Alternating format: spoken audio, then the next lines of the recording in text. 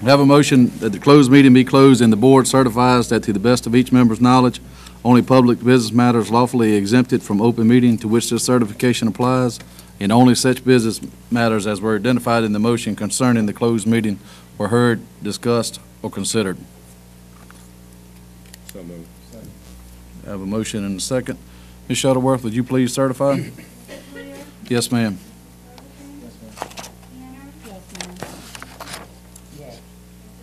Yes. Yes. Yes. Thank you, ma'am. I'd like to welcome everyone here tonight. Appreciate your attendance and participation. If everyone would please stand and join us in a pledge of allegiance and a moment of silence.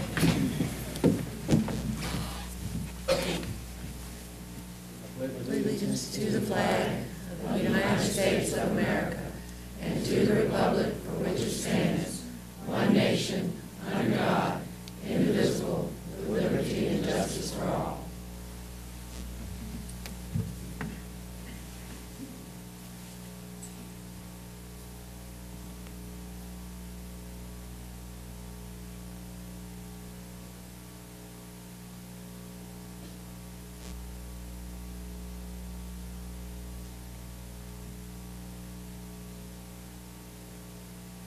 Thank you.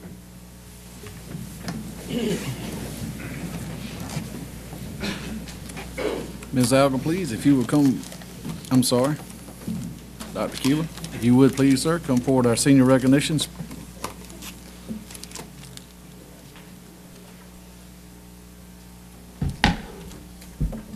Good evening, board members. Dr. Thornton, it's my pleasure tonight to recognize the Parkview High School Senior of the Month, Bridget Nicole Powell. Would you come forward, please?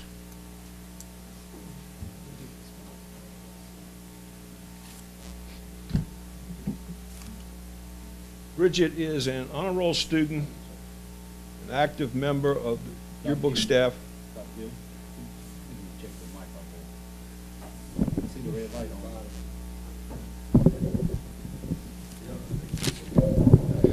Testing, how about that? All right, let me try again. I'm going to start over. Let's look at these guys. There you go. Bridget Nicole Powell has been chosen a Parkview High School Senior of the Month for March 2013. She is the daughter of Clarence and Frances Powell, South Hill, Virginia. She's an honor roll student, an active member of the yearbook staff, DECA, and HOSA. She is also a nursing aid student and has successfully passed her certified nursing assistant test. Now, due to this certification that she received through school, she is employed by the CNA at Community Memorial Health Center. The administration, faculty, and students respect Bridget. Mrs. Kathy Coughlin, her photojournalism teacher, says that Bridget has a positive and an always helpful attitude. She states, "I have been teaching Bridget for 3 years, and during that time she has gone above and beyond the call of duty to complete whatever task she is assigned, sometimes when no one else wants to do it. She has been a valuable member of the yearbook staff for 2 years, and this year she has assumed a leadership role serving as a mentor to second-year photojournalism students in the class. She is very dependable and not afraid of hard work and does whatever is necessary to see the job is completed. Every day I look forward to seeing her and knowing that she will always have something positive to say. The only thing better than having Bridget on the yearbook staff would be to have a whole group of students with her determination. I already know how much I will miss her when she graduates." When informed of the committee's decision, Bridget stated that she was very surprised and shocked but excited to receive such an honor. And after graduation from Parkview High School, Bridget plans to attend Southside Virginia Community College to study nursing, become a registered nurse, and her goal is to work with children in the healthcare field. Ladies and gentlemen, would you please join with me in giving Bridget a big hand for the March Senior Month.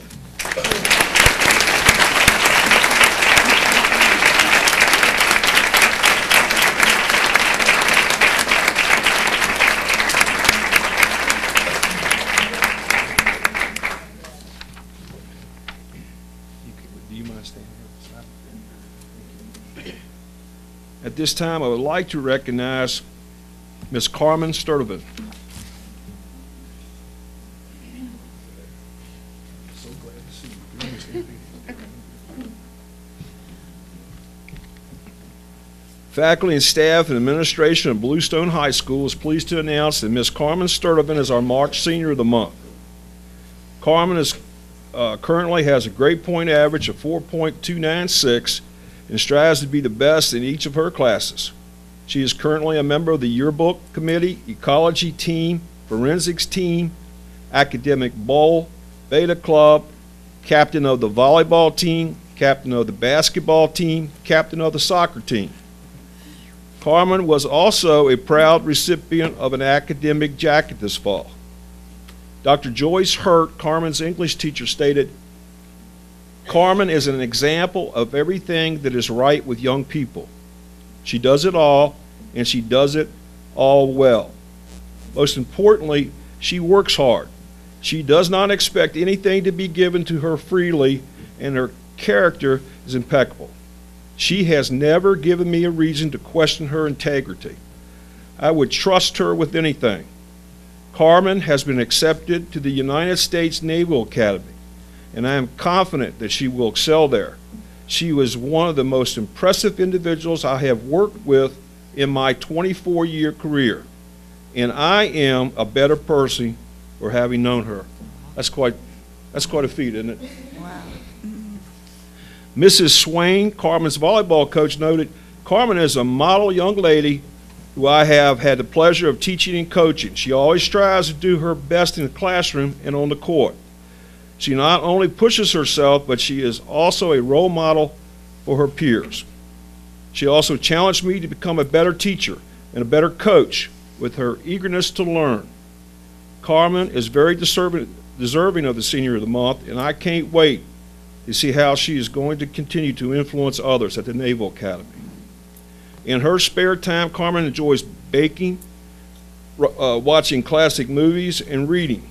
Her favorite subject is English, and her favorite teacher is Dr. Hurt, which is her English teacher at the Governor's School. As I said earlier, she plans to attend the United States Naval Academy this fall, and she plans on majoring in cybersecurity in hopes of becoming a CIA operative. I want to tell you, that's the first time I've had this in 10 years. Everybody tell me. I'm something now. When asked about the most influential person in her life, Carmen declared, "My father, because he has overcome much adversity and he has instilled in me a ferocious work ethic and a thirst for success."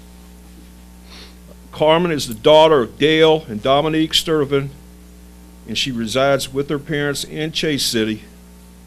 And we are very pleased to honor and to have her serve as our March Senior Month. I would like to add, Carmen is joining her older sister, Angelique, who will be a senior next year at the United States Naval Academy. Now, I try to keep up with records, but I don't know about that. But I bet you there's not many people in this country can honestly say, I've had 2 children in the United States Naval Academy at one time. How about that?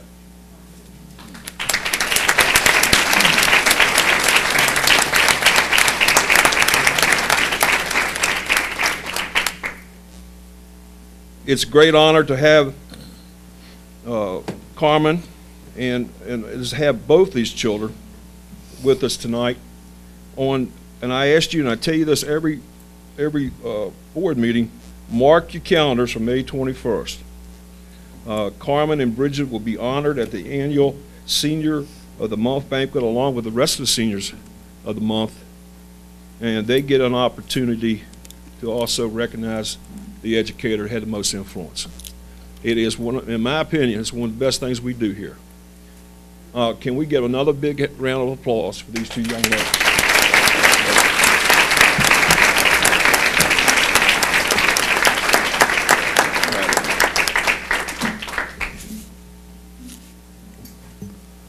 Thank you, Dr. Keeler. Ms. Alger, I think you have some recognitions for us.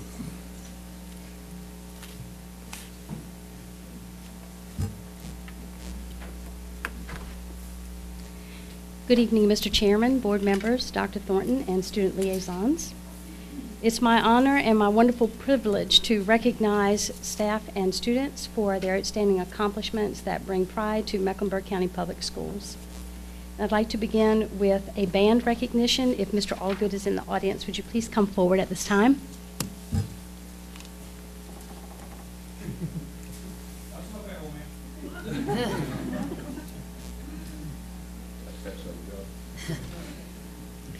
This evening, we're recognizing the accomplishments of the Bluestone High School concert and marching bands. Under the direction of Ricky Allgood, the Bluestone High School Concert Band and Marching Band have received numerous awards throughout this school year. In the fall, the Bluestone High School Marching Band received a superior rating at the State Marching Festival.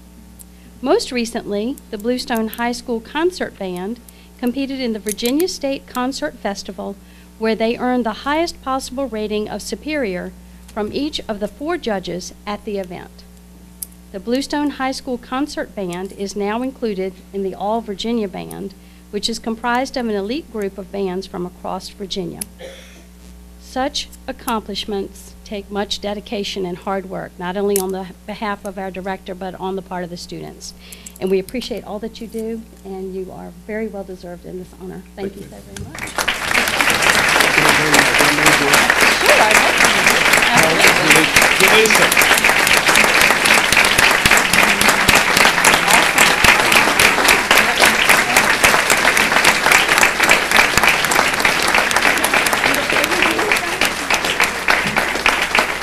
Let me introduce to you, this is Jaleesa Fullwood. She is the drum major for the Barons, the Marching Barons, and we have this plaque for you, and we're going to give you the piece of paper, Mr. Alden.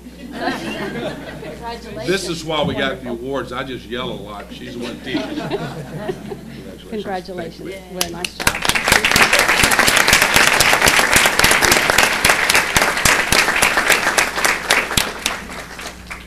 If Carmen Sturdifin would please come forward again.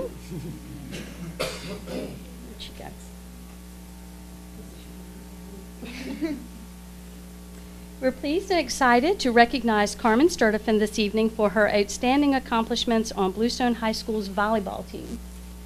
Carmen served as the volleyball team captain for the 2011 and 2012 seasons, and in 2011 she received the Most Valuable Player Award, and for 2 consecutive years Carmen has been named to the James River First Team All-District and was awarded the James River District Player of the Year.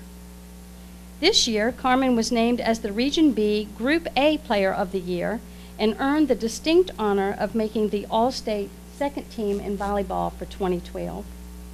This is an outstanding accomplishment, and Carmen is not only outstanding in volleyball, but she's also an active participant on the Bluestone High School basketball and soccer teams. Congratulations, Carmen, for all of your hard work. We've heard about all the wonderful things that you have done and will be doing, and we'd like to congratulate you on your accomplishments in volleyball. Thank you so much.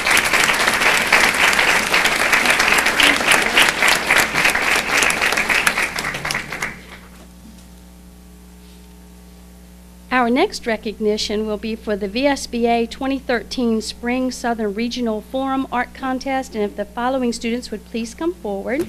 Madison Peck.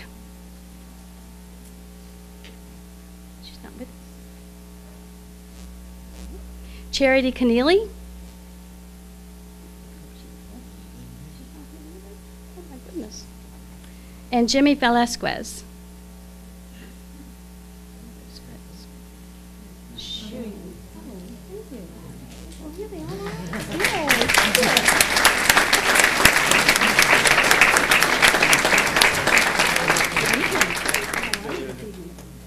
Thank you for joining me. Come on over. The Virginia School Board Association Regional Art Contest was started in 1989 to promote the artistic talents of Virginia's public school students. For each of the 9 VSBA regions, student artwork is submitted and judged, and one winner is chosen to represent the elementary, middle, and high school levels. This year, we're proud to recognize these students for whose artwork represented Mecklenburg County Public Schools. On the elementary level, we had Madison Peck, and her artwork is displayed here. Hers is on the right. It's the color of the night. On the middle school level, from Parkview Middle School, Charity Keneally, and her artwork was entitled Wolf in Blue, which is not here on display this evening. I'm going to explain that in just a moment. And on the high school level, we have Jimmy Velasquez. Am I pronouncing it correctly? Oh, good. And his artwork was entitled Fall Days, and that's on display there on the left. So we have congratulations to you and an award for you here. And thank you so much for your hard work, because being an artist is a wonderful thing. And that is a beautiful picture, by the way. And thank you.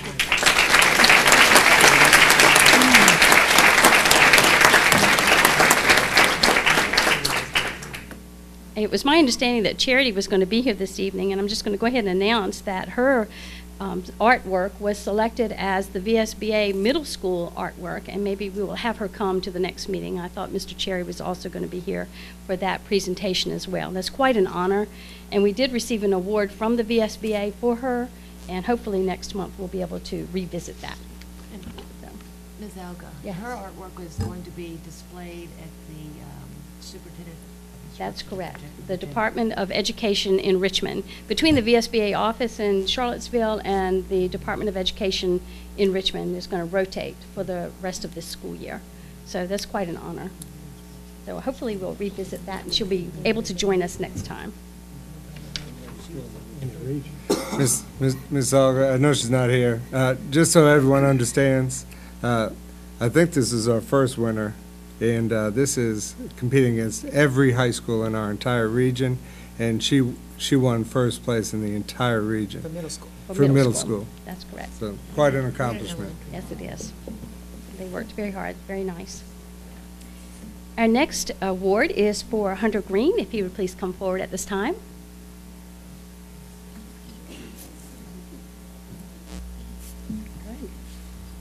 Each year, the Epilepsy Foundation of Virginia sponsors a poster contest to promote awareness about epilepsy, advocate for research to find a cure, and provide assistance to those with the disorder. This year, the poster entered by Hunter Green, a fourth grade student from La Crosse Elementary School, was one of 12 selected from more than 1,000 entries from across the state of Virginia to be published in the 2014 Epilepsy Foundation calendar. Earlier this year, Hunter and his family were invited to the General Assembly building in Richmond, where he was recognized by Delegate Thomas C. Wright, Jr. and was presented with a new bike helmet and a laminated certificate featuring his winning poster design. Congratulations, Hunter. What a wonderful honor. And we're going to give this to you.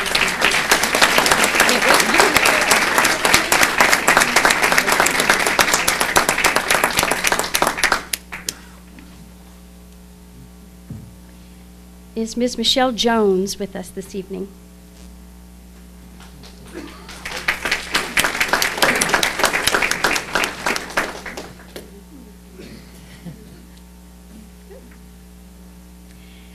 Mrs. Michelle Jones has been a teacher at Bluestone Middle School for the past 12 years. During this time, she served as an English teacher, response to intervention specialist, and currently teaches language arts in the 6th grade project-based learning program.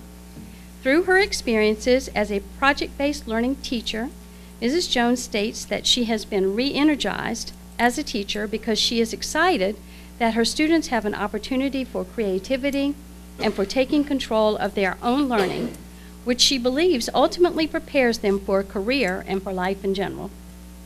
Mrs. Jones provides a nurturing environment for her students, is diligent in the fulfillment of her duties, and demonstrates a positive, never-quit attitude. Thank you, Mrs. Jones, for all that you do for the students at Bluestone Middle School and for all that you do for Methodist.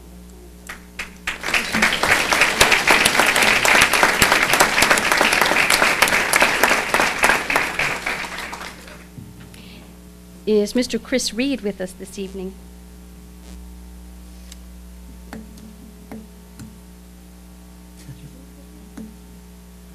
We'll forego that and present this to him next time. All right.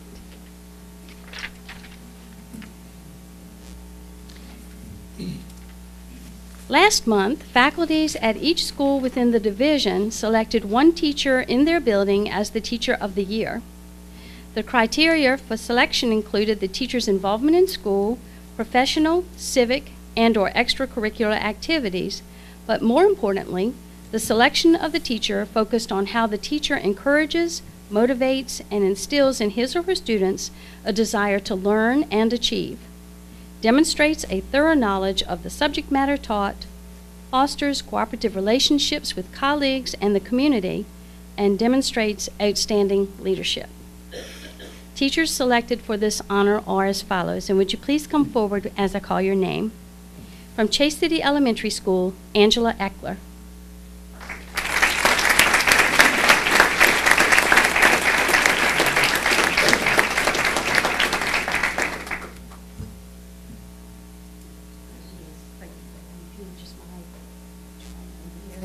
Angela currently serves as the reading specialist at Chase City Elementary School, and she has worked for Mecklenburg County Public Schools for 17 years, but she's been at Chase City as teaching there and the reading specialist most recently over a time of 13 years. And please correct me if I'm not correct. Thank you. Amy Height.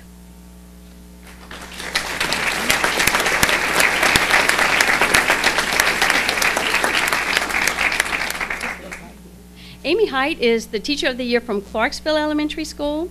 She served Mecklenburg County Public Schools for 13 years and currently teaches kindergarten at Clarksville Elementary, where she has worked for the past 10 years.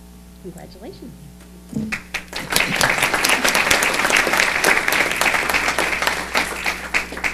Mrs. Stephanie Watson.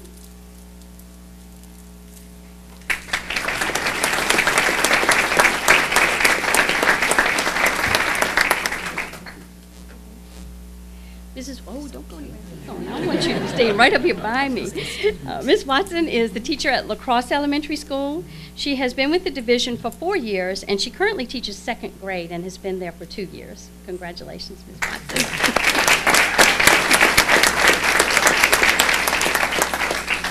Mrs. Rebecca Coleman.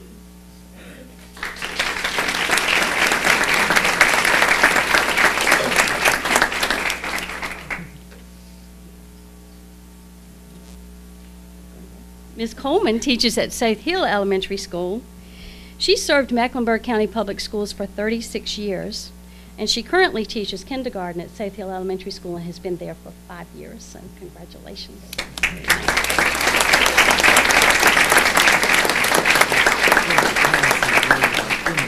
From Bluestone Middle School, Tracy Nipper.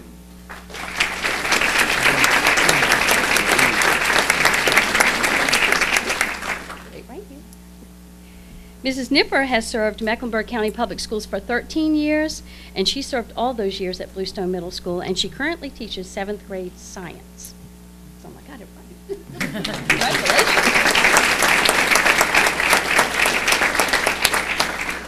From Parkview Middle School, Alice Thomas.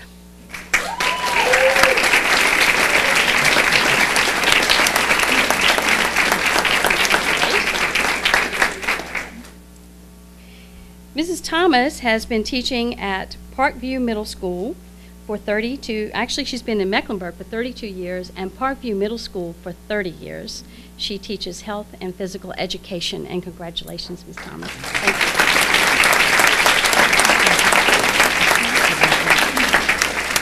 From Bluestone High School, Mrs. Nancy Hayes.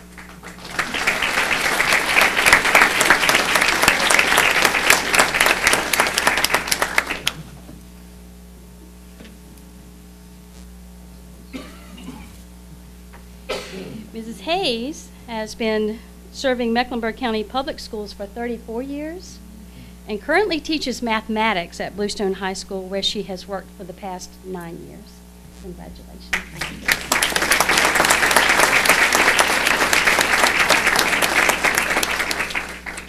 From Parkview High School, Crystal Elmore.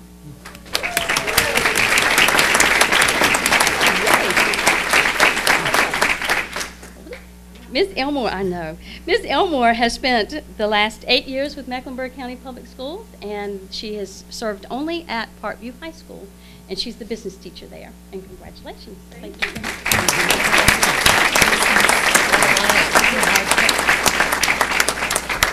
Just like to congratulate all of you. I did a little math, and it's really not my best subject, but with these ladies that are here, we have over 150 years of teaching service, and so I just really appreciate all of your hard work. and your efforts, because what you do every day makes a difference, and it's important to Mecklenburg County Public Schools, so thank you so very much. Amen.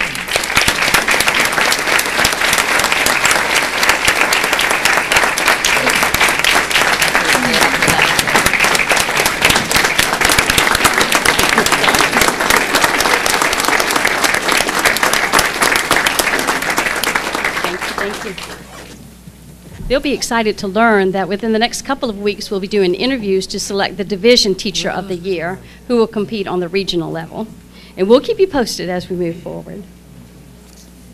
Thank you, Ms. Alger. One I'm final sorry, go ahead. announcement. I'm sorry, I didn't have this on there because I just got this information today and I wanted to share it with you. Most of you are aware that we had submitted a pre-Labor Day waiver application for the school division. I was notified by the state today that the Department of Education is not accepting any of those applications because the state is reviewing their guidelines. And so any applications from this point forward will have to be considered for the 2014-15 school year. But I have good news. The governor's executive amendment includes language that extends existing school opening date waivers by an additional year to the 2013-14 school year. So we do have a waiver by default, I guess you would say, for the 2013-14 school year for a pre-Labor Day opening. Just wanted to let you know. Thank you so much, and thank you and congratulations to all of our wonderful folks that we recognized this evening. Thank you. Thank you, Ms. Alger.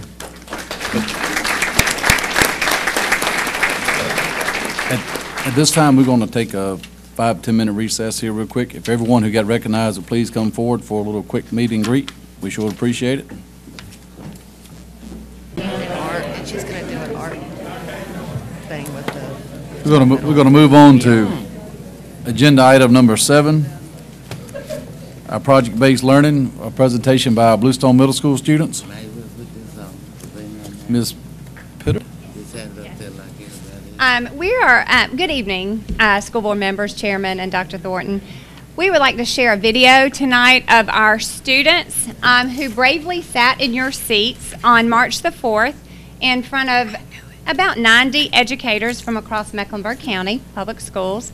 And they answered questions from our teachers that were interested in project-based learning, had questions about them, and they bravely shared their answers and honestly shared what they have learned this year through project-based learning. So we want to share this video with you. We also, at the end, have a teacher panel of the project-based learning teachers, and they answered questions for the rest of the county to understand a little bit more about what goes on with project-based learning. So thank you for letting us share this. And we also want to thank Chris Reed, who helped us put this video together.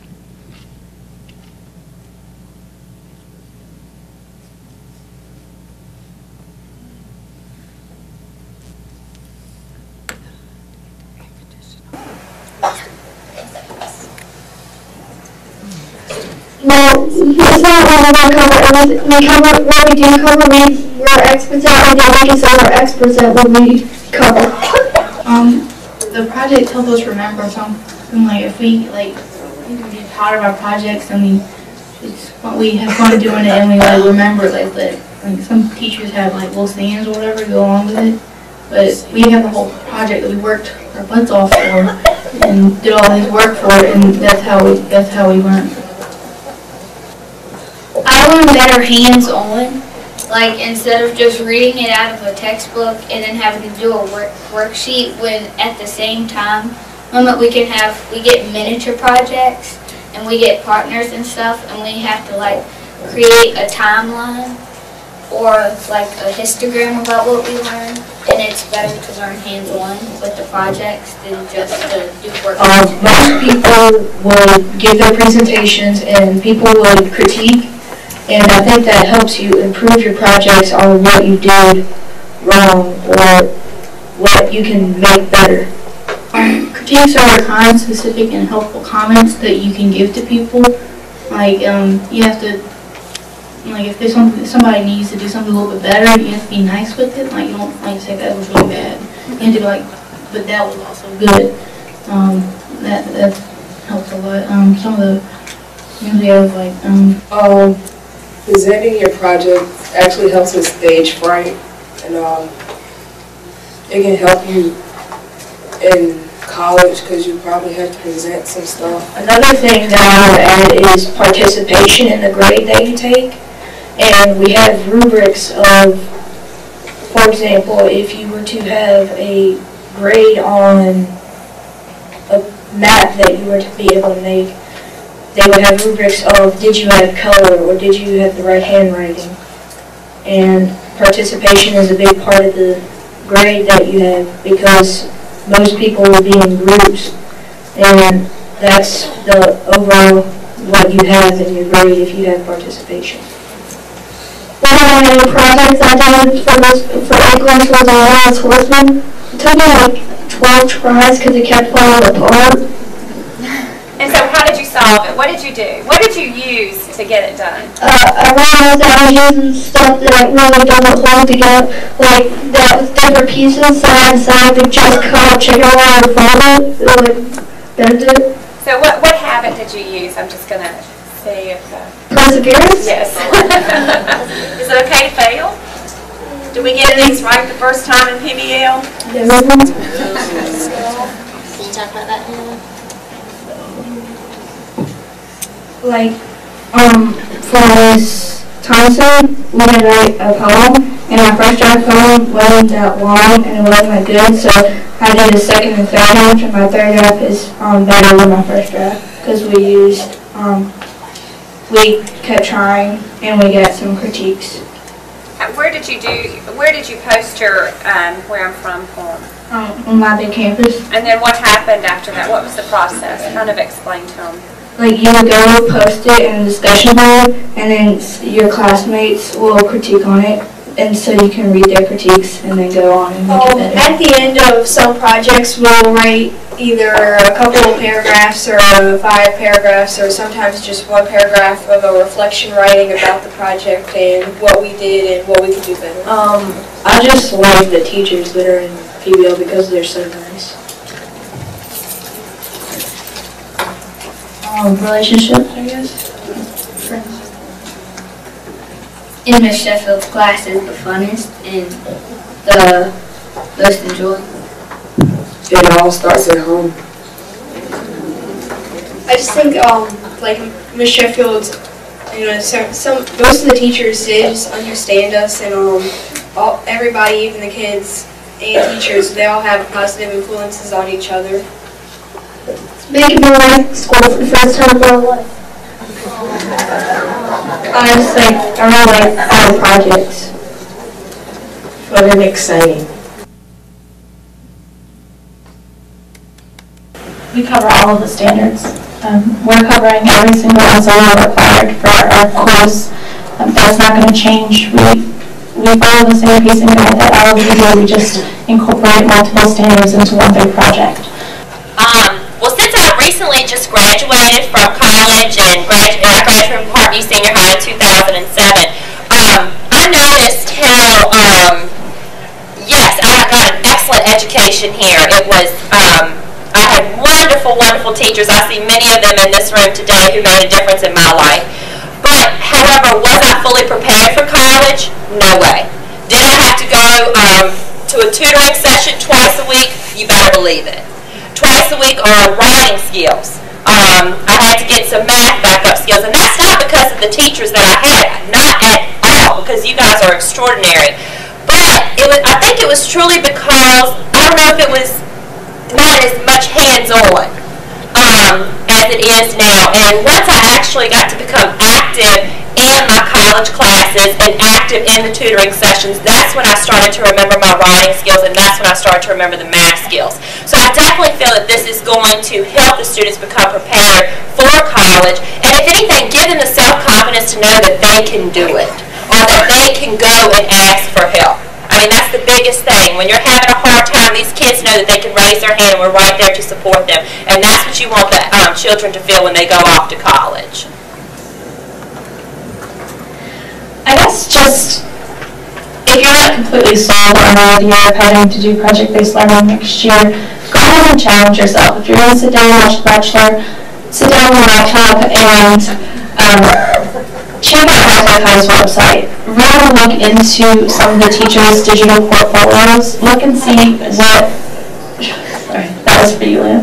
Look and see what projects those teachers are doing already. Look and see what you can take. Look and see how you can tweak it and make it fit what you already do in your classroom now.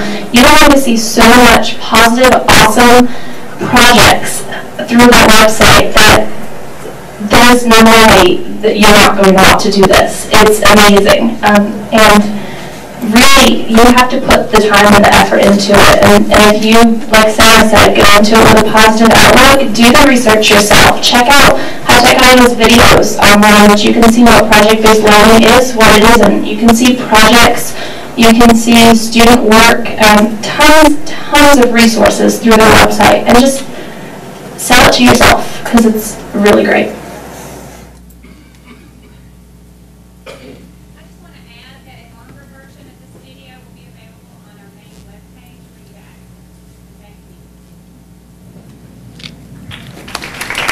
Mr. Chairman, can I make a comment?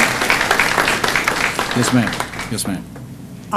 I am the Virginia Tourism's liaison for the Governor's Rural Jobs Council, and I had the opportunity today to attend the Education and Workforce Subcommittee meeting.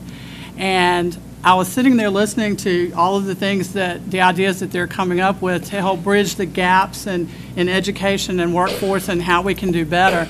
And all of a sudden, I heard someone mention PBL, that the Department of Education is now endorsing PBL and that they're looking at this as the future of education. And so I was so excited about it, and after the meeting I went and talked to Lolita Hall from the Department of Education and asked her about PBL and said, is this what you're endorsing? Tell me a little bit about it. And she said, oh, yes. And she just went on and talked about how this was such a wonderful way to teach children because they learn, and they learn problem solving, and they learn critical thinking, and all of those great things. And so they're endorsing it to go, especially at the high school level, and they were really excited to hear that we were already expanding it here. So for the first time, we're on the cutting edge of things. And they're looking at grant opportunities to help pay for training for teachers all across the state. So maybe we'll be in line for that. So I just wanted to share that. It's sometimes my job and this don't cross, but this is one of those times that it did. And I was excited all the way home. And I want to thank Mr. Edwards, too, because the night that we were all discussing it and we endorsed it, and he made the comment and said, if we're going to do this, we're going to do it for all children. And that was great thinking, because we're doing it for all children, and that's exactly what the Department of Education is looking to do. So, actually, what I said was that it should be offered to all children, not mandated. So I just think it should be offered to all children if that's the way for the future. But I didn't say that about being mandated to all children. I just want to clarify that.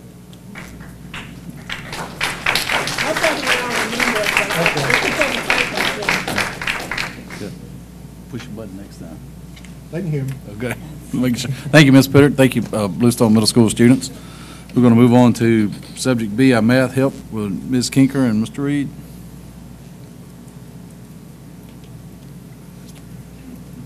Good evening. I want to start with a little story. About 12 years ago, I was involved in a parent-teacher conference with a very, very frustrated parent. And he kept saying to me, "Why are you teaching math this way? What is this new math you're doing? Why can't you just teach math the way we learned it? What is this regrouping stuff anyway?" Well, I leaned in and I said, "Mr. So-and-so, when we were in school, we learned it as borrowing, but we call it regrouping now." You could visibly see this parent relax, because he had been working and working and working with his child, and his child kept coming home and he couldn't understand what she was trying to tell him. We were lucky. It was just a source of frustration, was a vocabulary term, and that's it. It was easily remedied, because back then we all taught math the same way. It happened to be the way that we learned math when we were in school. Well, 12 years later, we've learned a whole lot through educational research. And what we've learned is that not every child learns the same way. That children learn differently, and it's our job to figure out how they learn and to teach it to them that way. Well, that brings us to these math videos. Because we are teaching differently now. We are teaching to reach all of our children. And we know that there are different ways to do that. And this requires different algorithms to teach them. So that's what we're doing. We're teaching partial products, and we're teaching lattice multiplication. We're teaching partial quotients rather than just the traditional, or as my daughter likes to call it, the classic ways of learning. So when the child is in the classroom and has learned partial products and wants to go home and work on their homework, and the parent is frustrated, we didn't want them to remain frustrated. So what Mr. Reed and I have done is we have created these videos. They're little how-to videos on how the different algorithms work so that there won't be any frustration, so that the parent and the child and the teacher are all on the same page. Now, these videos are easily accessible through the MCPS main website. There's going to be a little link that says the Elementary Math Help Group. When the parent clicks on that, then they can see where it says tutorial videos, and when they click on video tutorials, you will see the screen that comes up. Currently, we have 5 different videos. We have partial products for multiplication, we have counting up for subtraction, lattice multiplication for multiplication, partial quotients, and we also have different multiplication strategies, because we also recognize that it's important for a child to know how to get to the answer rather than just memorizing the answers as well. What these different algorithms do is it helps to teach children number and number sense. So, I believe that Ms. Hatcher is going to click on a video so that you can see one.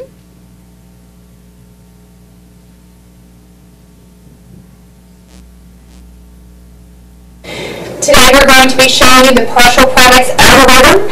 This is a process in multiplication that allows the children to solve multiplication in a different way. We're going to begin with a 3-digit by 1-digit problem. 869 times 4. What we're going to do is we're going to set up this problem using an area model. Y is just a box. Take this first factor of 869. It has 3 digits in it, so I'm going to make 3 columns in my area model, or in my box. What I'm going to do across the top is I'm going to take 869 and I'm going to break down to its value. So the value of 8 is 800. That will go in the first box. The value of the 6 is 60. That will go above the first column. Excuse the T. And the value of the 9 is 9. That was the last column. Now the second factor is a 4. The value of that 4 is 4. That's going to come over here to this row. Because there's only 1 digit in this factor, I only need 1 row. So I write the value of the 4 over there on the side.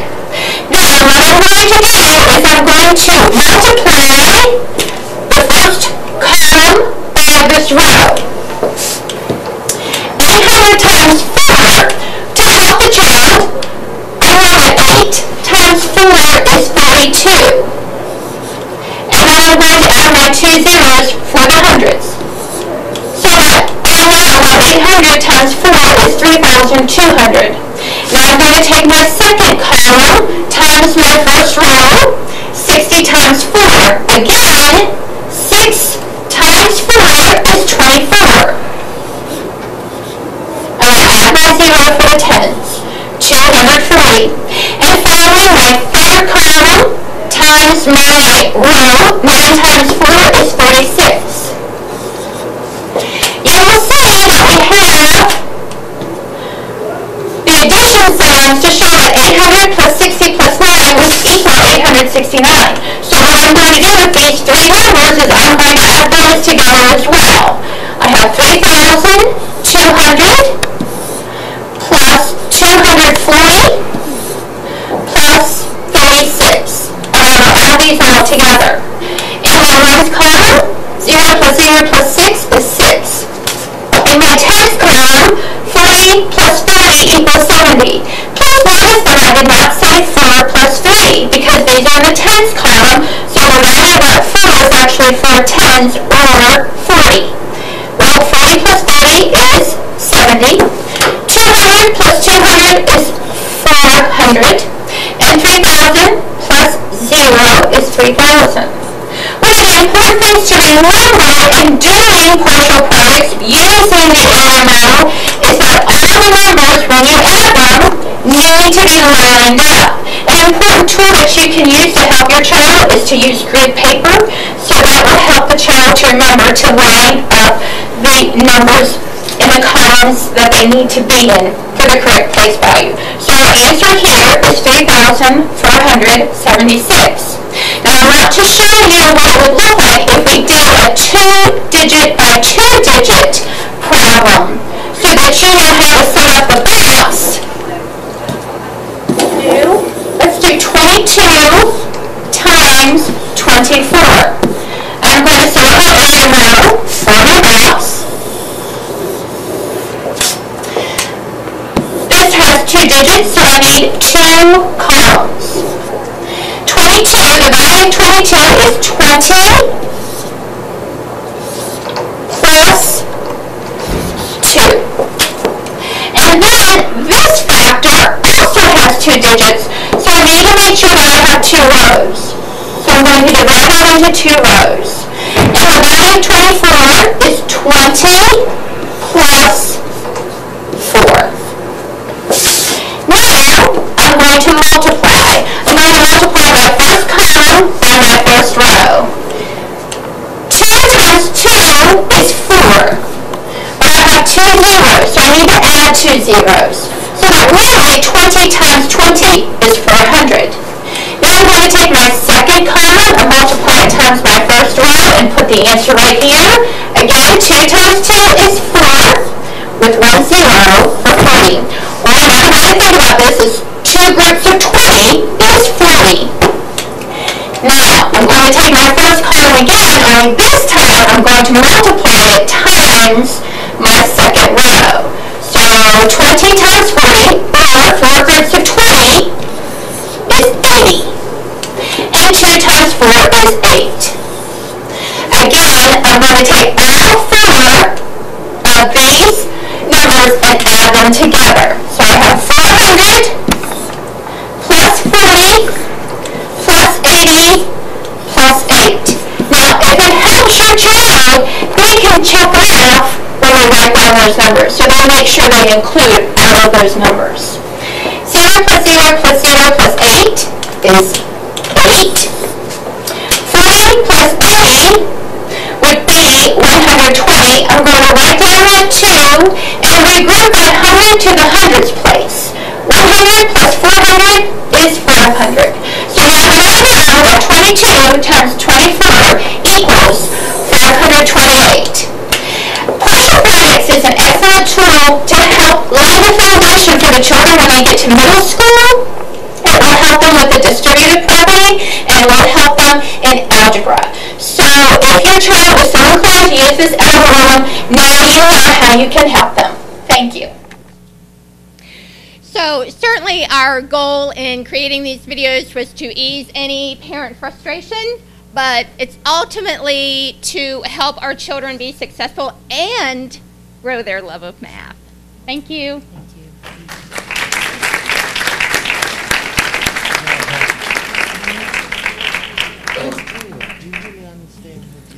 Thank you, ma'am. Ms. Pfeffer, we're going to move on to agenda item C, Special Education Plan. Good evening, Mr. Chairperson, board members, and student liaison. You should have received a copy of the annual plan for 2013-2014, and you should have a corrected page 11 in front of you.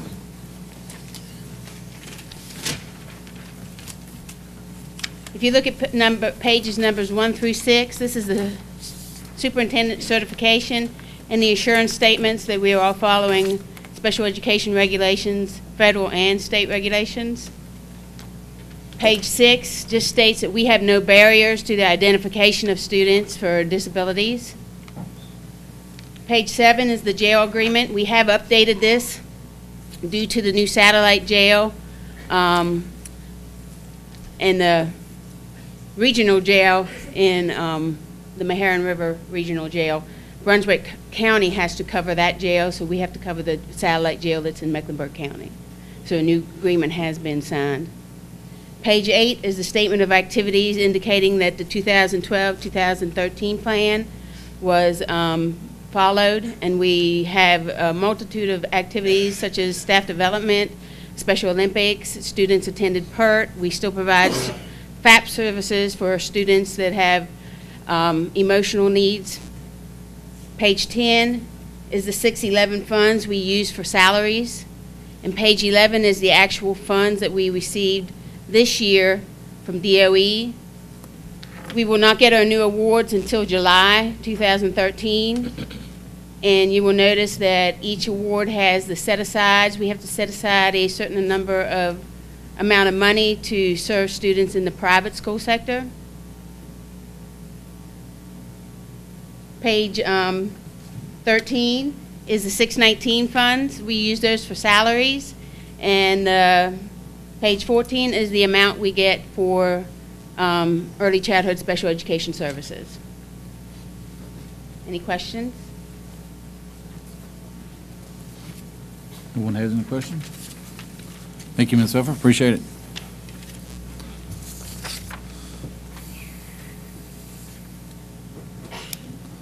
We want to move on to item number D, instructional review. Dr. Thornton. Thank you, Mr. Chairman.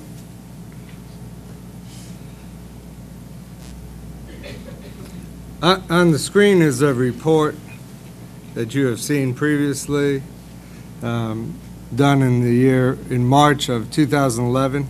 The report was a 4-day site visit from people from SREB.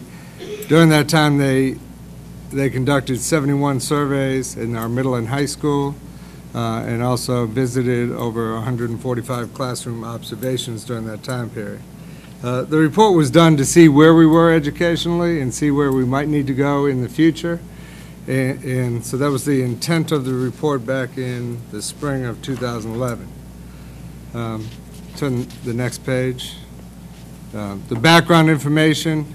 The division's leadership reported it had observed that direct instruction was the most prevalent instructional method in the classes. This they found particularly troubling, especially when considering the upcoming new SOL assessments and student post-high school success in post-secondary education and work. It says in the report, the literature suggests that it is highly scripted method for teaching with little or no room for variation. Its strict lesson plans and lectures with little or no room for variation directly contrasts with other styles of teaching which encourage learner exploration and creativity. DI traditionally produces good short-term results with the academically challenged and younger students. What this report showed was what we already know in education. We were very good at the old SOLs, which were mostly facts and memorization. And our teachers did a good job implementing what the state had passed down, and they were short-term, low-level recall to answer the old SOLs. If you turn to page 3, the report talks about proficiency level and the National Assessment of Educational Progress, known as NAEP, and it breaks down what the standards are for students, and it describes what they are and how they're listed. They go on to explain definitions for you in the report. I'm not going to read it all to you, but basically it says below basic, students are unable to demonstrate remembering basic information. is the category called below basic. Then the next category is called proficient. Students are required to apply and analyze new information learned. So actually being able to apply those facts and that knowledge. And then advanced, students are required to evaluate and create work. They can synthesize and evaluate information from several sources and solve problems based on their conclusions. So those are the different categories that they classify students in. It goes on to tell you student engagement, what they're looking for there. It describes what an actively engaged student is, what a passively engaged student is, and one that is not engaged. The next page, page 5, describes the type of instructional activities. And you can see the variety of activities that you can do in the classroom. If you go to page 6, are the findings of the report, and it says the types of instructional delivery. And this was based on the 145 classroom visits they did. And in the middle of the page, I'll read you where it says, although 70% of the secondary teachers responding to the survey reported that they preferred teacher-centered instruction, the table below shows more than 86% were observed providing teacher-centered instruction for a significant portion of the class periods. So during this time frame, teacher-centered instruction drove and lecture drove the classroom. On the next page, page 7, it talks about proficiency level of the classroom instruction and goes on to share some of the research there. And on the bottom is a chart on the bottom of that page, a table, and it says proficiency levels observed in the classes. Again, during the visits, this was what was observed by the outside evaluation team. The questions and the instruction at basic, proficient, and advanced, and you see the majority, 78% in the middle school were at basic. The high schools, 53% were at basic and 30% were at proficient. So the division total you see on the bottom, 66% basic and proficient, 21%. Turn to page 10. It talks about the recommendations. It says students in the Mecklenburg County Public Schools could benefit by the division's adoption of a common blueprint to be used for planning and implementing instruction in classrooms. It goes on to talk about a 4-step approach, defining the content and standards, which teachers and administrators are trying to do currently with the new SOLs, and history's been in place for 3 years. The new math ones were given last year, and science and reading were given this year. The second thing on the paper was determine that the delivery of instruction will result in high levels of learning. Again, asking students to do more than low-level recall, but to actually understand, apply, analyze, evaluate, and create. And then talking about designing assessments around those same protocols and establish alignment. On the bottom of the page, it talks about that developing a blueprint such as one above is a major task requiring 2 years to implement. SOLs are the state's content standards. If Mecklenburg is satisfied that the SOLs are sufficient, they must acknowledge the cognitive processes required, not just the factual content that is currently the major focus. It is strongly recommended that MCPS employ the services of an external organization to assist in addressing the issues enumerated in this report and to work with the school division in developing a blueprint for instruction that meets the needs of Mecklenburg County Public Schools. And this report is also online. And when I met with the administrative team with that report, they took it back to their buildings. They were supposed to analyze it with their staff and start planning for how to address these new SOLs. We have not had, just like most of Virginia, we have not had much success implementing the change. A lot of that is due to the fact, and some of the teachers will tell you themselves, I've been doing this SOL game of recall for over 15 years. I don't know how to go back. and that's about as honest as answers you can get when I meet with the teachers and they tell me that. It's pretty honest and open discussion. I don't know how to go back. And so they need more training at how to get to that level. You've seen the test scores around the state and in Mecklenburg since the new SRLs have declined considerably. In history, we're in our third year, and they're not climbing back up. Because for them to climb back up, we need to do something different. We've been investigating what to do. One instrument that we're adopting and starting to use right now, and we have now hired someone from an external source, Amos Fudchuk, who is working with the school system. He has worked with Henrico County, he's worked with other states, he's worked with Charlotte County, and he's using some of those tools to help our teachers and our students move up to this more rigorous content. And I'm not going to go through the whole document, and I'm just going to show you this one, critical thinking and problem solving. That is one of the things that we need to move forward with, and this document helps our teachers and it helps our students. And we're just getting trained on this now and working with our teachers. This is not an evaluation instrument at all for teachers. It is a tool so that an administrator can talk directly to a teacher and have concrete and look at it and say, this is actually what the teacher's doing when I'm in for that observation. This is what I see the students doing, and then have a conversation around that and talk about, okay, I may be at level 1, which you see up there is entry level, but now I know what I need to do to get to number 2. How do I get to 2? And it's concrete, and they can have a discussion around that. And what do I have to get to 4? We have found using this document already, we might go in and see a teacher at approaching a level 4 or 5, which is very high. And I'll share some of the research. If you're at 2 and 3, you're probably ahead of most of the state. If you're at 4 or 5, you're definitely way ahead of the game. But we have found some instances where a teacher may be at a 4 or 5, but the kids are doing maybe a 2 or 3. So again, it gives us what the teacher's doing and what the student's doing, so we can have a conversation around that and improve instruction.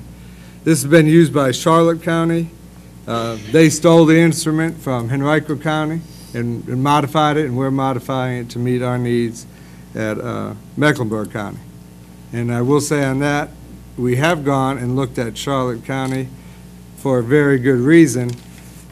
Since the new SRLs have been out, they're the highest scoring school system in Region 8. Of the 12 school systems in Region 8, they have the highest scores, and they have been implementing project-based learning for 5 years now. The next report I'd like to show you briefly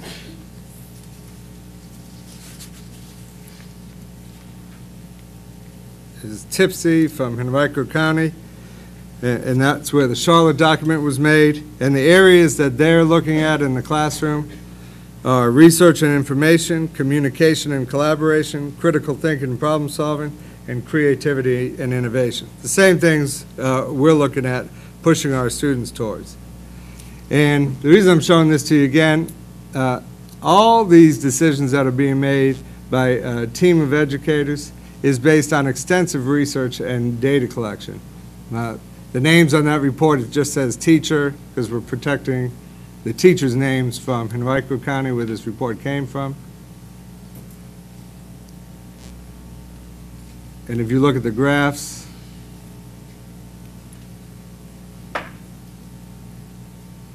you see on the left it says select teachers fall and select teachers spring, and then random teachers fall, random teachers spring. This was a study, again, conducted by the same external people that we are now working with. And during the study, the select teachers were students who were receiving professional development using this similar tool all year long, having those conversations, having the walkthroughs, meeting with the administrators after and talking about where they are and how to get to the next level. The random teachers on the bottom were teachers who did not receive the classroom walkthroughs and the tool. And you'll see where the teachers went on their scale of 1 through 7 from the fall and then do the walkthroughs in the spring. You see some tremendous gains from the select teachers who are actually receiving professional development on a regular basis. The other chart here shows the comparison graphically of the select teachers from spring to fall. And again, you see the select teachers comparison where they are on implementing instruction versus the random teachers. And if you scroll all the way down, it shows the select teacher-student comparison. So at the same time you're providing professional development for your teachers, you're also getting better student results over that same time period. That's all for that report, Burr. And that's just a snapshot of that report. That report is done in many of Henrico schools with many of their teachers, and they're willing to share that information with us. The last piece of information I have is Kellam High School. We're visiting Kellam High School on Wednesday. It's being built in Virginia Beach right now, and it's being built on the model of PBL. And if you look at the picture of the high school there, you see the words and what they're talking about. They're designing their school around a different setting, a different atmosphere, not the industrial age lined up in rows and just spitting facts at students. You can go on. The students helped design that too. Yes. Yes. Very good, John. And this is their report and their research, and it talks about why they're going this direction as well. And I'm not going to read the whole thing to you. But basically it says, as a result of this, traditional teaching and learning methods are becoming less effective at engaging students and motivating them to learn. People have made the comments to us, why can't you do it the way we were taught? This is not how I learned. I agree with you. I saw some of the division that was done in the everyday math, and I looked at it and I couldn't believe it. I didn't know why I was a math teacher. But once I saw it implemented, and they did one example in the class I was at. The students then did an example. Every single student in the class got that one example correct, and 2 or 3 of them spurted out to their teacher. This is a lot easier. That's not the case in everything that's presented to them, because the students now in elementary are actually doing some Algebra 1 skills and geometry skills at a very young age. Go ahead. This is a chart that you can look up anywhere in any kind of research. It's been around for 100 years. Everyone knows this fact. And it's not just in school, it's on your job. If you can teach it to someone else, you own it. I know for myself, and I don't know Ms. Hicks, I went through school, I whizzed through algebra, I whizzed through geometry. I never really figured out why. I was just good at memorizing the math until I got to college and then became a math teacher and actually prepared a lesson. In Algebra 1, you would think, oh, you know Algebra 1. I had like aha moments. Oh, that's why we did that back when I was in school, because then I had to teach it and explain it to others. Practice by doing, hands-on, you got to touch it. Discussing, which we're talking about, letting the kids discuss their learning. They can learn from each other. And demonstration, audiovisual, reading, and lecture. Look where lecture is. You can talk to me over and over and over. I'm not going to get it unless I have an opportunity to do. Go ahead. They call it challenge-based learning. And again, I'm not going to read the slides to you. That's good enough for. The reason we shared some of this is well-researched where we're headed. And we're not headed there alone. This was not a guess, hey, let's try project-based learning. We had a lot of people involved in the research of this, and it's not anything new. It's not doing a project all day. Teachers will still lecture. Teachers will still group their kids in small groups and have small outcomes. The only thing that's really different, and we're all having to learn this and all have to be trained on this, is when I did a project in school, it was really project oriented. And we posted that on everyone's website. Project-oriented is after you supposedly learned everything, then you do a project. You make an igloo, or you make a fort. Project-based is you are designing a project that you can figure out as you go along, as you're doing the learning, and they're creating it and see where the learning goes. Now, will the students master every SOL with them guiding their own learning? No, that's what the teacher's for, to facilitate the learning. At the end of that process, when students present on the different topics, the teacher is to fill in the gaps, what's missing, and make sure it's there. And it's not going to happen overnight. We don't think our teachers are going to master this overnight. They're learning as they go, and they're doing a good job as they go. And that is why we need a lot of professional development. It's why we need time together to plan, and more planning time for our teachers. I'll tell you, in education, things never change. We keep doing things the same way. There's no planning time for teachers. They have planning by themselves, isolated in a room, and for years, no one's ever thought about giving them planning all at one time, because it just hasn't been the model. It doesn't make sense. So we were asked by our teachers, is there a way to do this? And we figured out a way, and we think it will help drive our instruction as we move forward. I did get, scribbled on a piece of paper, preliminary results of where we are with spring benchmarks in science, math, and English with PBL students in 6th grade and traditional students in 6th grade. And in every instant, the PBL students have scored higher on the benchmarks. Have they been given any more drill and kill on the SOLs? Absolutely not. If anything, they have had less of the full breadth of SOLs, but they've dug deeper into each SOLs, and they understand the essential questions. If you go online in DOE, there's essential knowledge and skills. And the big essential ideas are what are still being taught to our students on the SOLs. Every little fact is not being drilled into them. That's part of their learning to research.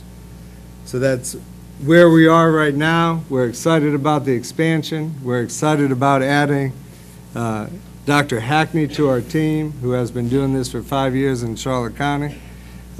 And we're excited about the training that we've been receiving the last month or so from Amos, and that we'll continue to receive over the next few months. Last thing to share, before the teachers leave during the extended year, the teachers involved in PBL will have 2 days of kind of the nuts and bolts of PBL training. Then they will receive from outside experts in curriculum design 4 days of training, and work with those people to help design their lessons and start moving forward as they plan into next year. That's it. Any questions? Anyone have any questions? All righty. Thank you, Dr. Thornton. I think item number E is also a revised summary of expenses and balances you have for us. Yeah.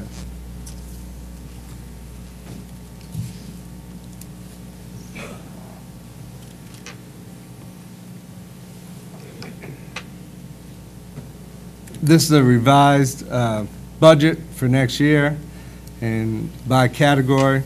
We're funded by those categories, and you had this back in February. You had the line item budget back in February. It's been modified very little, just based on who the employees are, some of the shifts. But again, the major budget is in instruction. And then you see all the other categories. When you approve the budget tonight, you have to approve it by those numbers, by category, because that's how we're funded. And then the bottom is your revenue numbers.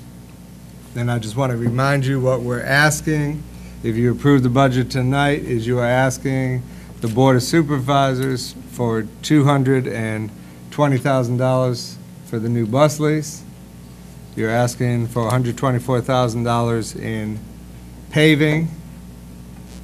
You're asking for $53,200 in the VRS, the 1-in-1. 1% the employees have to pick up, and then a 1% raise to cover that. And that is what you're asking for additional money. The rest of the stuff that was in the budget, including the raise for bus drivers, is in the budget that I presented to you. It's not an additional request. So those items I mentioned are additional requests to what we currently get from local government. Is there any questions on expenditures or revenues? No one having any questions? All righty, we're going to move on to item number 8, our public input. At this time, matters may be publicly brought to the attention of the board and administration. Public comments at board meetings are just one of many avenues for communication, and the board recognizes and appreciates the importance of input from and communication with the public we represent. The public is invited to sign up and speak prior to the beginning of the meeting. The clerk of the school board will write down your name, address, and the topic that you wish to speak about. The public is allowed 6 minutes to express their views. Please respect that time limitation. It will be enforced. Please understand that it will not be possible to immediately respond to questions. As a reminder, it is inappropriate at a public meeting to make personal attacks, to be defamatory, or disparage individuals or identifiable groups. Again, we welcome and appreciate your input. Prior to beginning your comment, please state your name to the school board. Ms. Shuttleworth, do we have anyone signed up?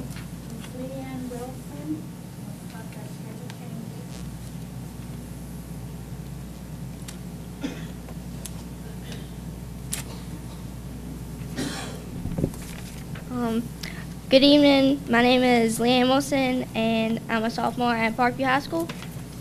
And I wanted to come here tonight so I could let you all know how this cut in classes has and will affect the student body. By cutting the blocks, the teachers have to rush to get everything that the students need to know in before the SOLs. This year we started school a week earlier than normal, but had to take the SOLs a month earlier. That's just simply not enough time for the teachers to be able to effectively cover what the students need to know in order to pass both the classes and the SOL. The grades of children that were once honor roll students are now falling due to this schedule. Even SOL tests show that they are not getting enough time in the classroom. Also, for the upcoming year, there is talk of starting school later. This will just cut back instructional time even more and would also force the classes that are normally year-round to be only one semester. It is not physically possible for the teachers to teach the entire subject thoroughly and for the students to comprehend the matter in that short amount of time. Thank you. Thank you, ma'am.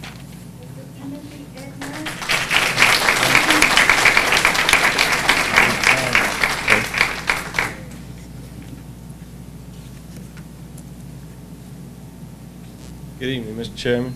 Yes, sir. Dr. Thornton, school board members. Thank you for your time and your efforts that you put forth into all that's done for our county and our kids. I'm here tonight to address the school schedule change. It's a lot of effects in there. I don't know if y'all are actually taking a total look at what's there.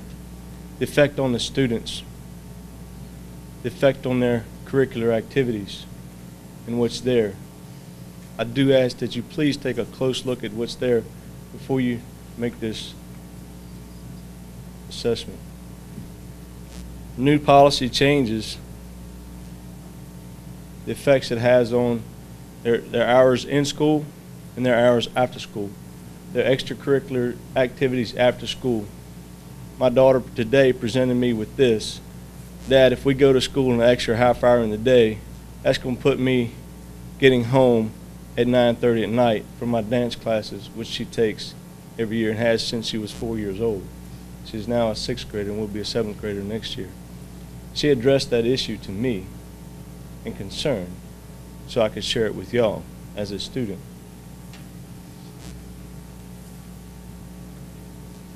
Looking at the time change, having kindergartners going an extra half hour longer in the day than our middle school and high schoolers. My 4-year-old or 5-year-old will start class this fall. He needs a little more sleep than my 7th grader does, prior to what's been stated here to y'all before. The learning there is going to be a tougher challenge. With this schedule change, also there was stated that a benefit would be having the high schoolers at home to get the younger children off the buses. which violates a policy that was just presented in a letter to the parents 2 weeks ago, which stated that there must be an adult present in order for the child to get off the bus. Contradicts what was presented. Look at that, please. PBL that's being projected, I'm sorry, let me back up. By moving the time frame back takes out X block, if that's correct statement,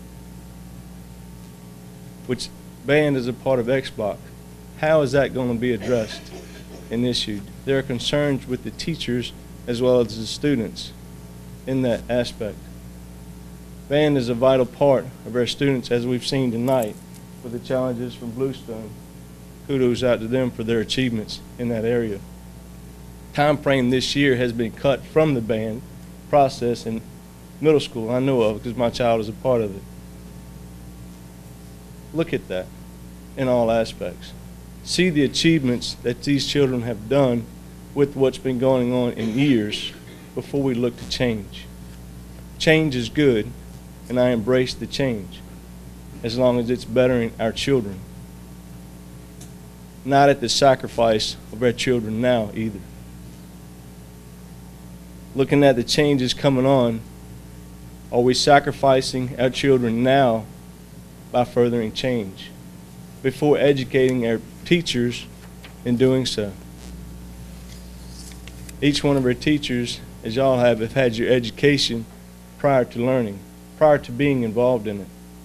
We need to address that before we push the issue. Mr. Edwards, I totally agree with your comment earlier. It needs to be an option, not a mandate, as a lot of parents in this county will agree to, if given a chance to speak, as we are. If you would get out in the county and speak to the parents of the schools, you will find out more and more how they're against it. Some are for it, yes, and some are for the change. But get out amongst the people and find out for yourselves. I encourage you to, please. The video earlier was a great video for everyday math, that y'all can see how difficult it is to learn. Just share with our kids. Without a base in math, it is difficult, as y'all see, to produce. Teach the basics. Let the elementary kids learn the basics first prior to moving on. You have 1 minute left. Thank you.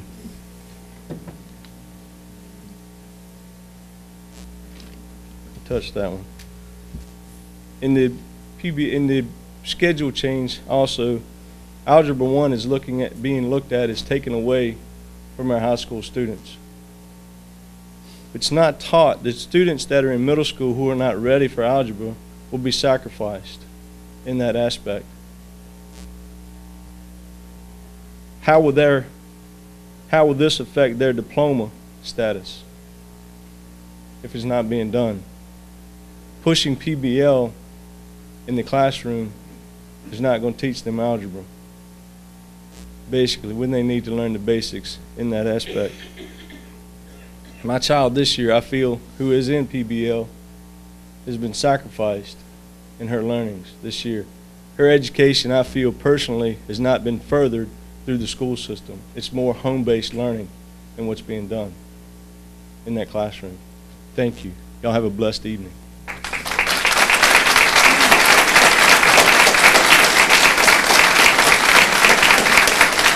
Thank you. Thank you. Ms. Shuttleworth?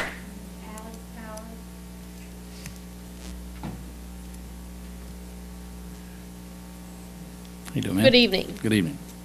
My name is Alexandra Powers. I am president of the Student Government Association at Parkview High School. I'm here to represent students, parents, and teachers of Mecklenburg County Public Schools. I would like to start by expressing my disappointment in the school board for allowing Dr. Thornton to lead our county schools with intimidation. As I said, I'm here representing teachers as well as students and parents. Many of the following concerns are shared amongst teachers. However, the teachers' names will remain anonymous by request.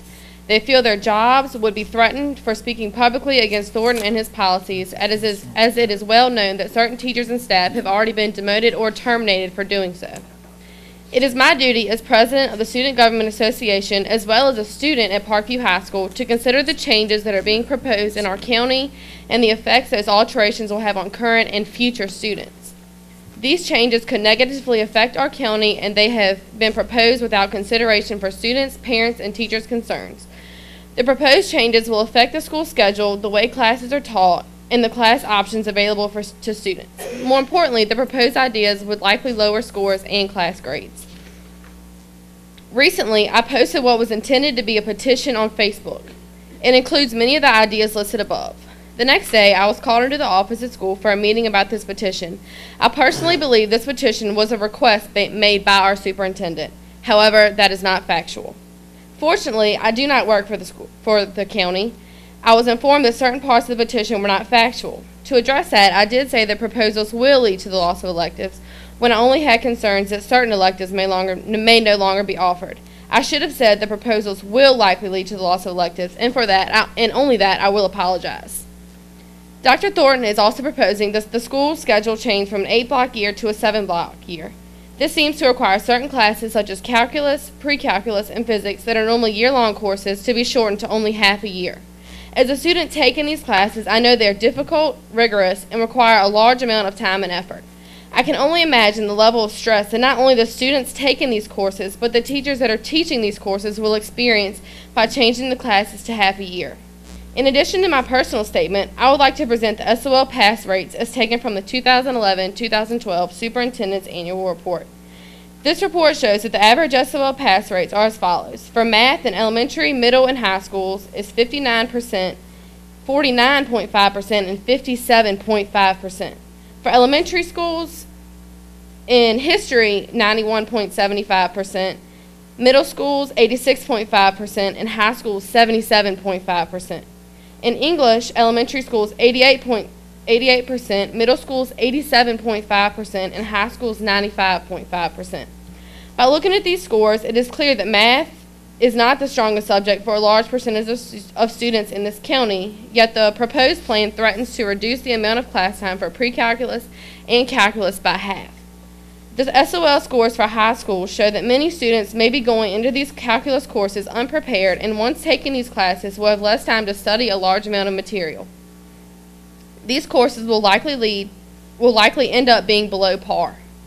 There could be a rush to finish these courses in half a semester and could likely lead to the necessity to lower the standards of the course. Dr. Thornton stated that there would be less time for reading and math and more time for history and science. Looking at the SOL scores presented, it seems that there should be more focus placed on mathematics and less on history. In addition, a majority of universities only consider reading and math scores on SATs. If math scores are low on SOLs, they will likely be low on SATs. A survey taken by teachers shows that 76.6% of teachers agree with these proposals. However, I'm having a very hard time finding the 76.6%. This suggests that the survey is inaccurate for one of many possible reasons. It is likely that this survey may not have taken votes confidentially. As I stated earlier, teachers have been forced to keep their objections quiet for the sake of their jobs. As elected members of this school board, it is your responsibility to hear the concerns of those that elected you. It has been suggested to me that each of you announce and hold an open meeting and hear the concerns of parents, students, and teachers that elected you and how you can better serve them.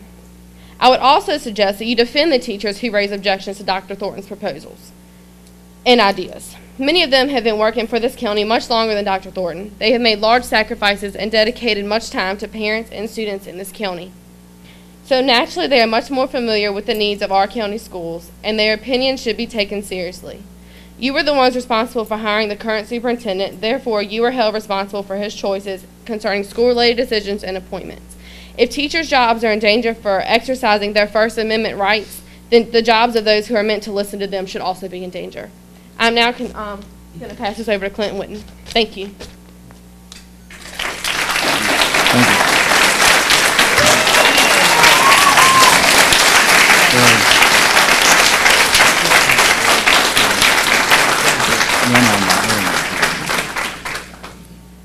Hello, Yes, sir. my Good name evening. is Clint Whitten. I am also a member of the Student Government Association at Parkview High School.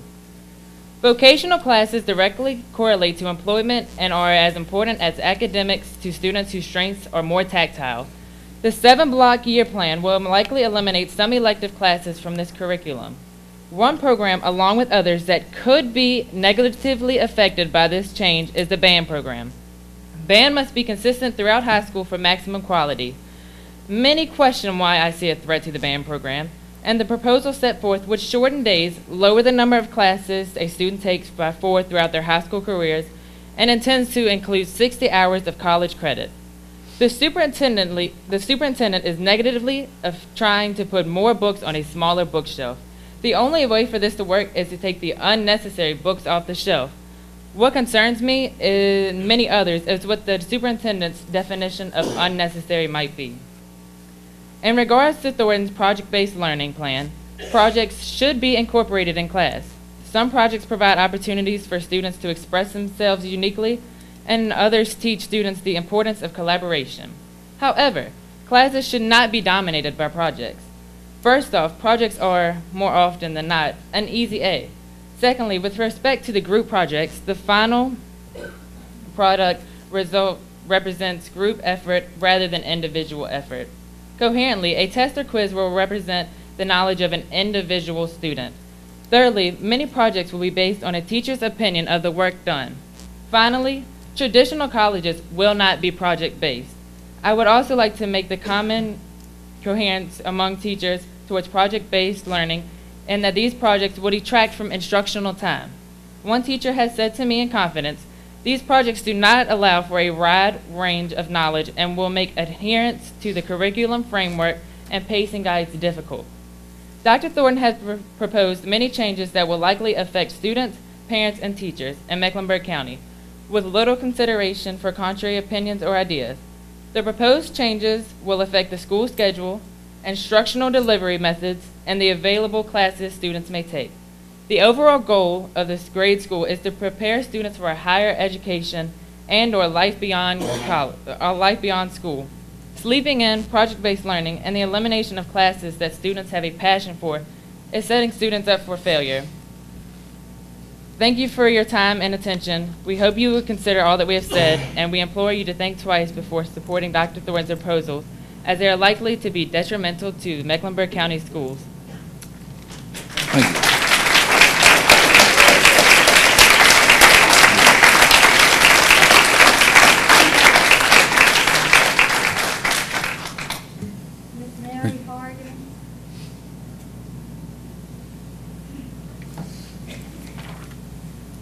Dr. Thornton and school board members, thank you for allowing me the opportunity to speak to you tonight on behalf of my daughter.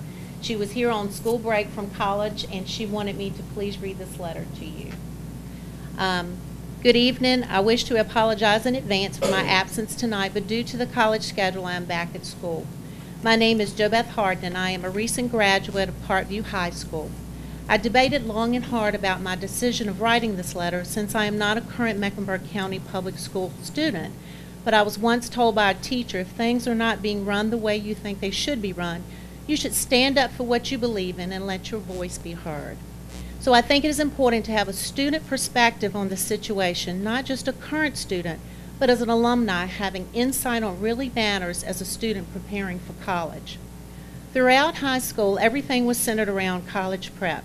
I was in every advanced level class, dual enrollment class, and governor's school, not to mention multiple extracurricular activities through clubs and sports to stack up on college applications.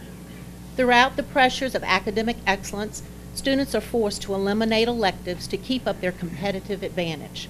As a college student, I thought transition would be quite simple due to the fact I already had an associate's degree and I could save a little money and graduate early. Since I had so many credits transfer in my first semester, I was forced to pick a major and start my major classes right away.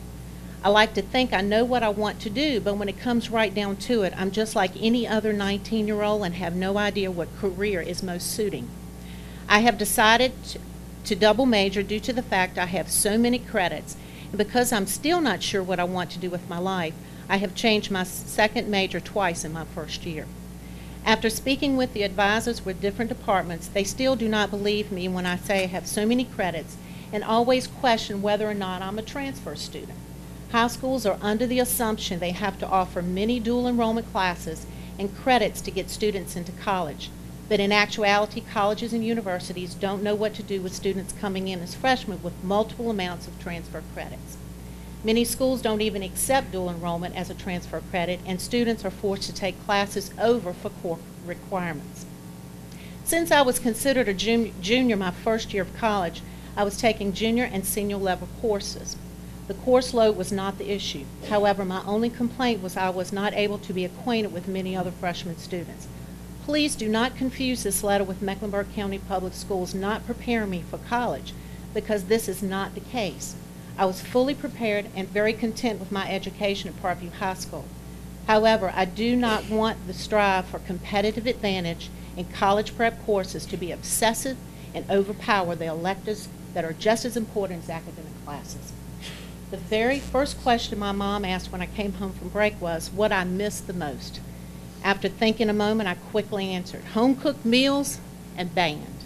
I did not realize how much I missed it until I was not there anymore. Band had been a part of my life from 6th grade until 12th grade. I did everything from concert band to marching band, and was even drum major in my senior year. After my response, my mom then asked what I missed about it. I had come to realize that band for me wasn't just a class. It was like a family to me and a stress reliever. This was the first year I had not had band in my life and could not really see a difference. I didn't just miss playing my horn in concerts, class, or the fun part of football games, competitions, and band trips, but I missed the people and the community that I had been a part of for 7 years. Band taught me more than just notes on a page, but life skills such as perseverance. Being in band is more than being on a sports team, because you are one, and once you are in band, it's like you're in a family that never leaves you, and a family of completely different people working together for a common goal and passion. I realized that I missed that bond with other musicians, and it was the only class that I could leave in a better mood than when I came into class. Once in college, I didn't have that close-knit family or that one class that I could truly enjoy and not worry about the stress of school. With the new proposed schedule, I'm afraid band and other important electives will not be considered. You must understand the importance of band in the school systems and how effective it is in the lives of students. Band should not just be dwindled down to one semester or just marching band. Band is a work in progress, and even though marching band is more popular, it takes concert band to focus on the true musicianship and musicality. Band even helps in college prep, which is what everyone is geared toward. I helped my sweet mate, who is a music major, do her studies in theory because I had taken band and was more knowledgeable about her than her at the time. You have 1 minute, ma'am. Band is what is going to separate academic students from each other on college applications. So in conclusion, I want you to consider the overall student when making these new schedules. Please do not throw out all the enjoyable classes just to make students more competitive for college. Students should have the opportunity to enjoy their time in classes in school, because it's the memories and the lessons learned along the way that go farther in life, rather than competition of who can take the most dual enrollment classes in one semester. Thank you. Thank you.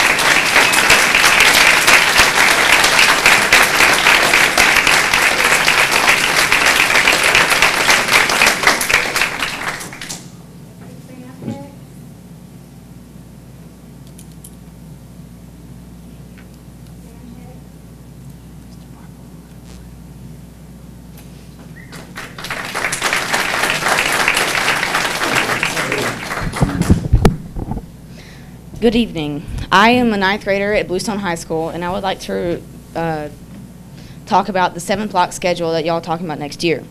I'm in the band program since the 6th grade, and I have started high school band at 8th grade. And band means a lot to me.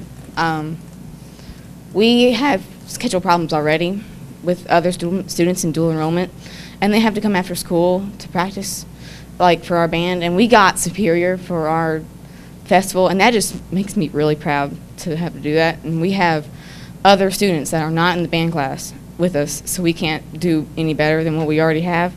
And so band means so much to me, and when I heard about your problem, or the 7th block schedule, I can't take band for both semesters. So I just wanted to bring that up, that it's challenging for all the band students in there. It brings up more skills to use during like other classes like math and science. It gives you more, I guess, ability to analyze something quickly, because Mr. Allgood, he gives us sight reading music that we have for a day to practice for our festival, and we have to scan it for like 7 minutes and then just play it. And I think that that you guys should not do that, like the 7-block schedule, because band means so much to me and my band friends. Thank you.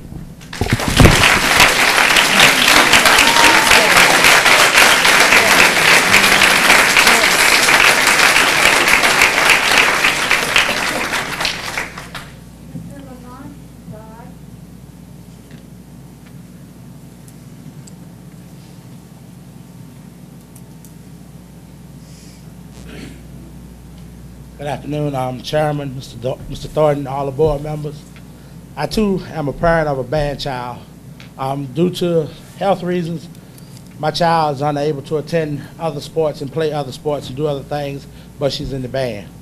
I understand each and every one of you make the decision for what you think is best for the kids, for their future, for their education, but I ask that you would take time and listen to some of the things that these kids who are the future of tomorrow are coming forward with. The kids in the band are our family. In school, I understand that we want to teach math, algebra, other classes, but the band teaches a lot of things that you can't learn in that classroom. The band teaches discipline. If you come out during the summer to watch those kids in band camp, those kids are very disciplined. Those kids learn to compete at a level that's much more uprooted and harder than in the classroom. Those kids give 110% in that band. That band program to some of those kids is the difference in success and failure, because some kids won't go on to college and be a lawyer, a doctor, even a school board member. But in that band program, I've traveled with that band since my child got in the band. I've seen those kids grow. I've seen kids that was on the edge of making wrong decisions took responsibility, and right now are very disciplined kids. As you can see, the kids in that band worked hard and diligently this year, and that band became a Virginia honor band. Each weekend, those kids give up activities which we consider just sitting at home playing a game, watching TV, to dedicate themselves to that band program. Like I said, I know education is more than just playing an instrument, but to the child who's not able or is not fortunate enough to make it to a college, the band has taught them some very valuable things. I understand that y'all are trying to do everything you can to make the education successful, but trust me, and if y'all would come out to the school sometime, come into the community sometimes, and watch these kids, not only at the Christmas parade, not only at the competition which Bluestone holds once a year, but if you would come out and watch these kids as they practice, these kids give 110%, just as much as you all give in making y'all decision. So for once, taking consideration what the kids think, taking consideration what the kids want, and I can almost assure you all that it won't be a bad choice. Eliminating the band program is going to be a detrimental force to the school system. Thank you very much.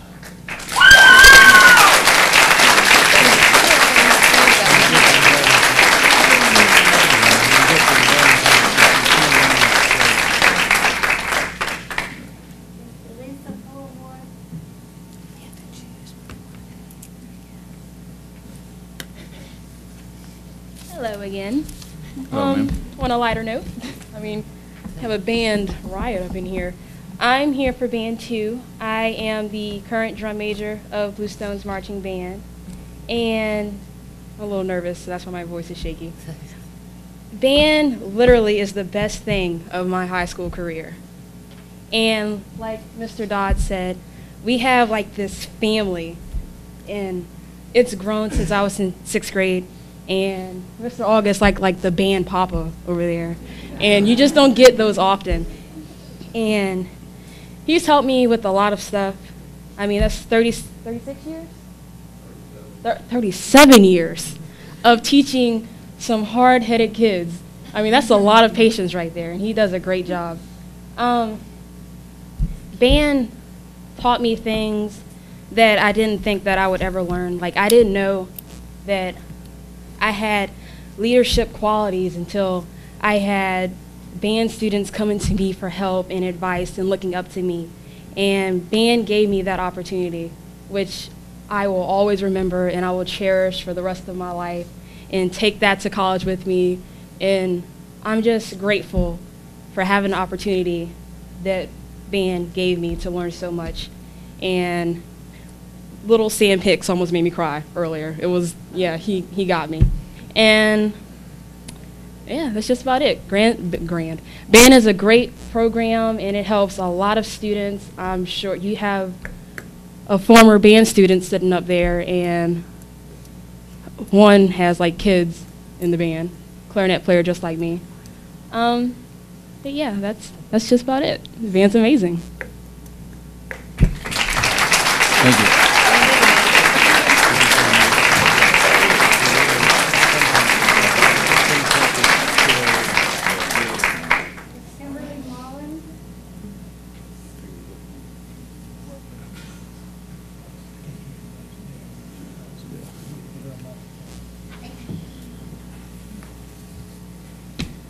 Thanks all for listening to us tonight. Can y'all hear me? No? Okay. I'm kind of short, so. Now can you hear me? Yes. Excellent. Okay. According to information found on the Mecklenburg County Public Schools website, there is a proposal to change from the current 8-block schedule to a 7-block schedule, which I have a copy of if you would like to see it. I am here to discuss the challenges that will cause for our advanced diploma students as well as our dual enrollment students. Under the current guidelines, advanced diploma students are required to obtain 26 hours upon graduation. The new schedule proposal eliminates 4 credit hours over the course of their high school career by changing from the current 32 credits to 28 credits. By changing from an 8-block schedule to a 7-block schedule, 1 credit hour is taken away from the students each year. In their freshman, sophomore, and junior years, each advanced diploma student is required to take 6 classes. The new schedule would only allow them 1 elective each year, as opposed to 2 with the current 8-block schedule. This forces students to choose between marching band or concert band. They cannot do both. It is not until their senior year that they are able to take both marching and concert band. For dual enrollment students, it eliminates the opportunity to take band at all until their junior year when an elective actually opens up for them. However, under the school's current suggested course outline for dual enrollment, I've included that as well, the elective option for their senior year drops back down to 1. This season's marching band contained 80 students at Bluestone High School. With roughly 650 students in the population, that's more than 10%. I don't believe there is another school organization that draws that many students. However, due to the current requirements for dual enrollment, the concert band dropped down to less than 40. For the students who are unable to take concert band in the spring, many still show up for the after-school practices. This is a dedicated group of young adults. They are proud of their band. You're proposing to take that away from them in the interest of sleep. I can assure you that each and every student in band is happy to give up a few minutes of sleep in order to stay together. Band is an elective. It is not a requirement. These kids are there because they want to be. Could all the band students in Bluestone and Parkview stand up? This is a family. Y'all can sit down now. Over the past 3 weeks, students from Mecklenburg County have participated in 3 separate competitions. Destination Imagination competed in a regional competition in Goochland. Beta competed in the state competition in Richmond, and Robotics competed in Raleigh this past weekend. A group of students in the Bedford Middle School Destination Imagination took first place and will go on to the state competition. 4 of the 7 students who participated are in band. A group of girls from Bluestone Beta Club took first place in the talent competition and will move on to the nationals in Alabama. All of the 5 girls on that team are in band. The robotics club took Scrappy to a competition. Out of 55 teams, they placed in the top 10. Many of the students, I do not know the exact number, who participated are in band. On Monday afternoons, there is a prayer group that meets after school. All of the students in that prayer group are products of band. In our church, the majority of the most active youth are band students. I think it's important to remember as well that during Friday night football games, our band not only provides halftime entertainment, but the parent volunteers man the concession stand. Less band students equals less parent volunteers. This could potentially lead to the demise of the concession stand. Something as seemingly simple as changing from an 8-block schedule to a 7-block schedule may have repercussions you've never imagined. While I am here to support band, this proposed schedule change not only affects band students, but every student. Any student who wants to take culinary arts, robotics, photography, auto body, agriculture, computer science, building, etc. Their options for fun classes will be limited to 1 a year for advanced students and none for dual enrollment. I have been told today that there is not a plan to get rid of band as a class. I understand that. But you take away the student's ability to take band, then it dies a slow death and eventually fades away quietly. Changing from an 8-block to a 7-block schedule will most definitely aid in the demise of not only band, but many other electives as well. Thank you for listening.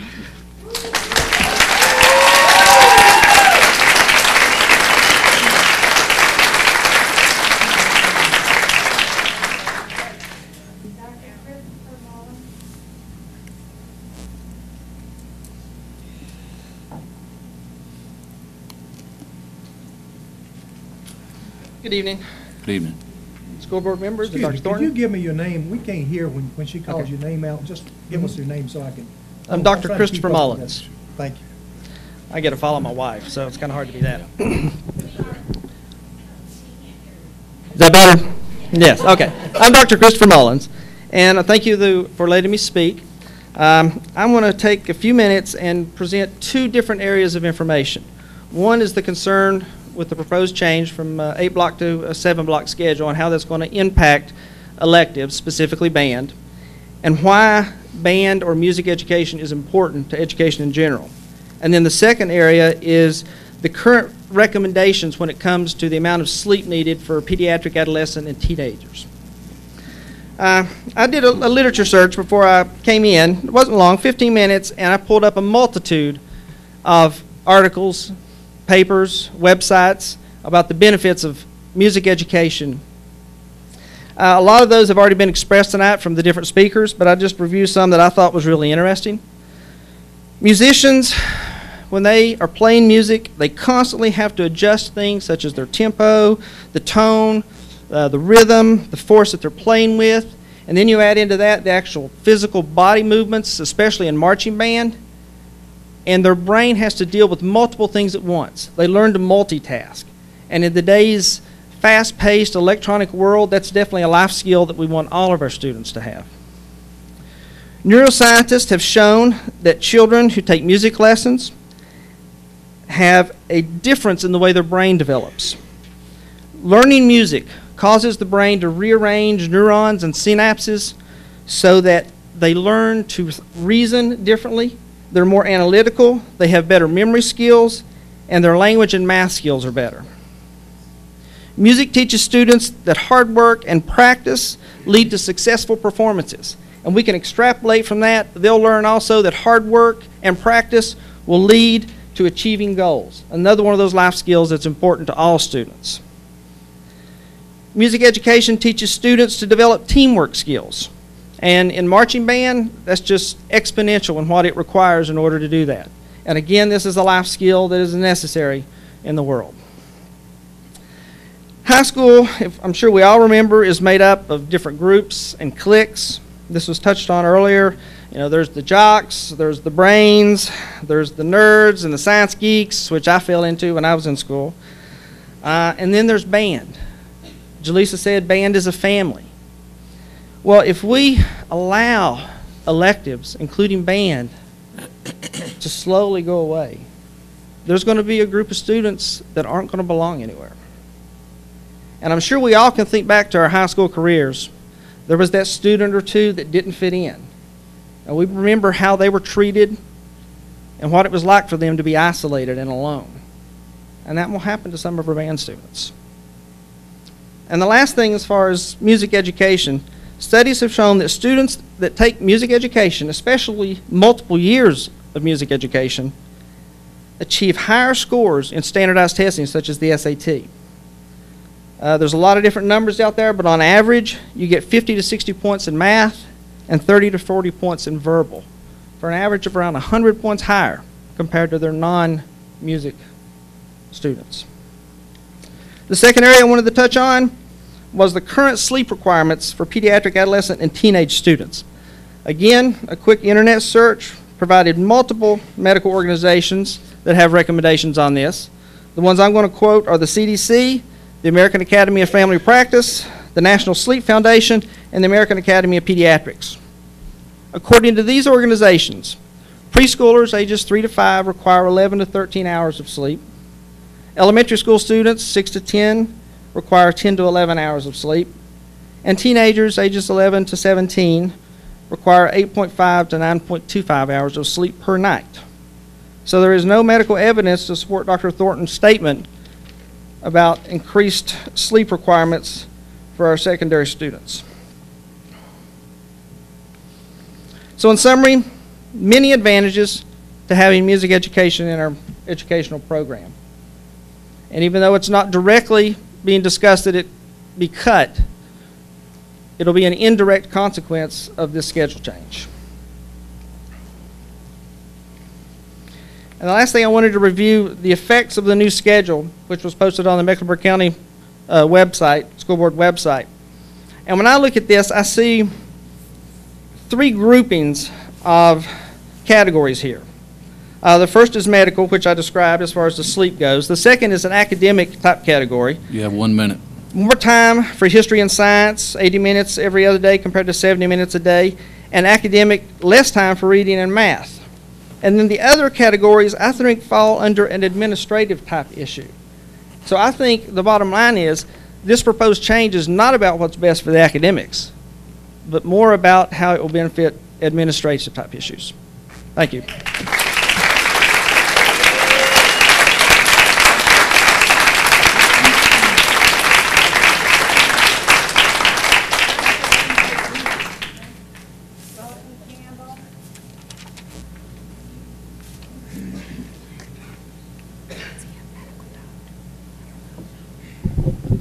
I'm Dalton Campbell. I'm a student at Bluestone High School, and my concerns are about the CTEs that are supposedly being taken away next year.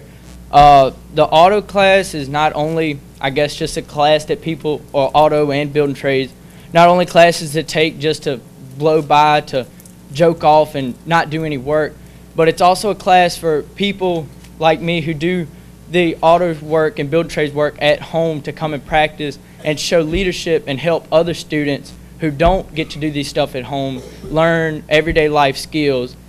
I've taken ag and classes such as these since the 6th grade, and now that you've reached the high school level, you get to go off into different categories such as building trades and auto mechanics. And to think that they're taken away from now that kids, my younger brothers or younger siblings of all of us, come up and they won't get the opportunity to learn the things that I've learned is kind of depressing to think that maybe my younger brother will be out on his first date and not know how to change a flat tire because the auto mechanics class is being taken away. The building trades is a wonderful class. I mean, we go, the teacher shows us leadership, support, common sense, a lot of things that people need in everyday life to simply get by without having to pay loads of money just to do simple projects that you could have learned in a building trades that may or may not be here next year. Final conclusion, I would like to thank everyone for listening to us students as our concerns and respectful us as kids and not just kick us off because we're young adults. Thank you.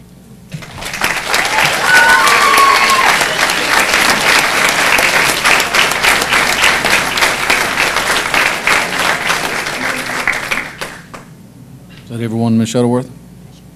Thank you.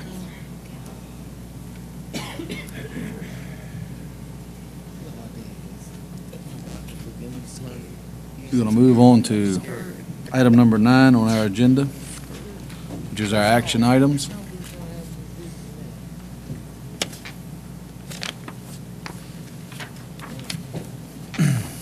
Our first item is approving of the minutes. Have a motion the school board approve the minutes of the regular school board meeting held on February 18th, 2013. We have a motion. Do we have a second? Second. All those in favor? None opposed, Ms. Shuttleworth? Subject B, minutes from our February 25th, 2013 meeting. Have a motion the school board approve the minutes from the February 25th, 2013 special call meeting. So moved. Second. We have a motion and a second. All those in favor? All opposed? Abstain. We have one abstain, Ms. Shuttleworth. We're going to move on to item subject C, payment of the bills. Have a motion the school board approves the bills. We have a motion. Do we have a second? Second. Motion and a second. I looked over the bills. I have a question on one. It's an instruction. We have a payment of $18,563 to Norfolk Public School System. What is that, Dr. Thornton? Or it's on page 1 under instruction.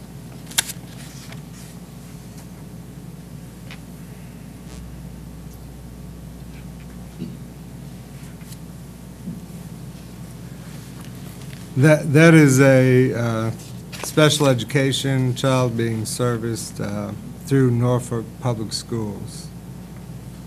Is Ms. Peffer here? Is that correct?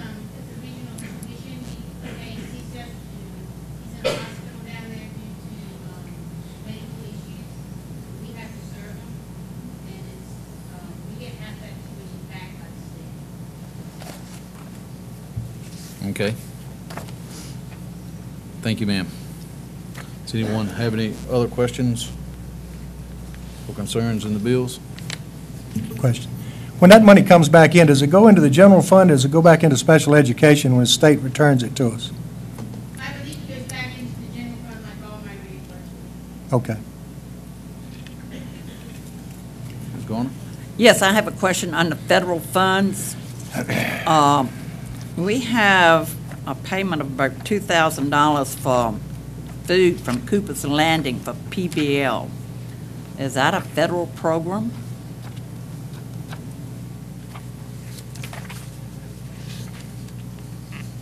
That is the lunches served during the training, and it is for professional development. Falls under that category. So it does fall under Yes. federal funds.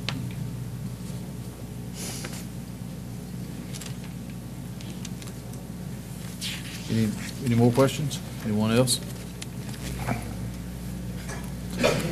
Hearing none?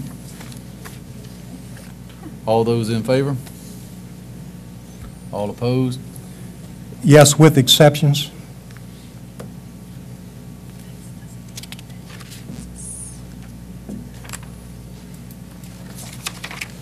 We'll move on to subject D, personnel.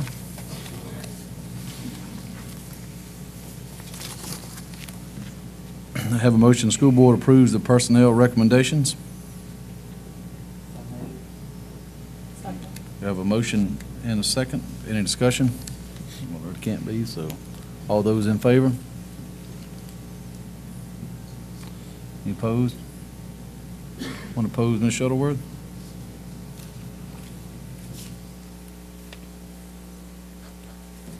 We're to subject E, personnel matter, ID number 100853. Have a motion, the school board upholds the recommendation of the superintendent in regard to personnel matter ID 100853. We have a motion and a second. All those in favor? All opposed? We're going to move along to subject F, our grading scales. Have a motion, the school board approves the new grading scales. Second. We have a motion and a second. Is there any discussion?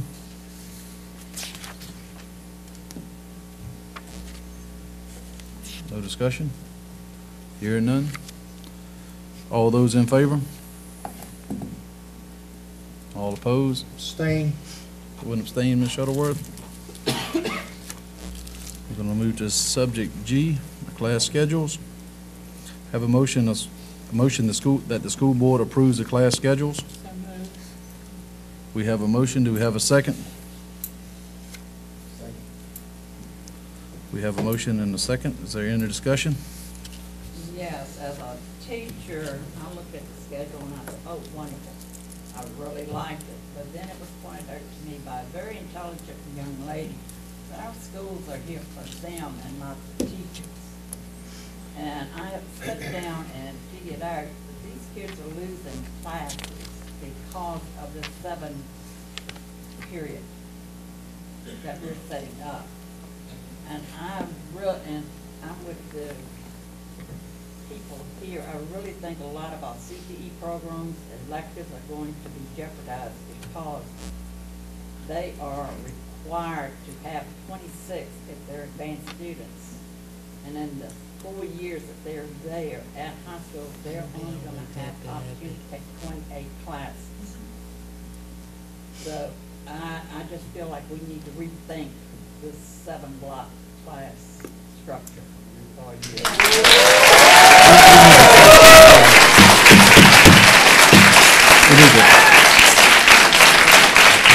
We need to maintain order, please. So, is there any more discussion? I'm not an educator. I'm a parent, a grandparent, and I was elected a school board member, and I've had to listen to the people. I can't support it.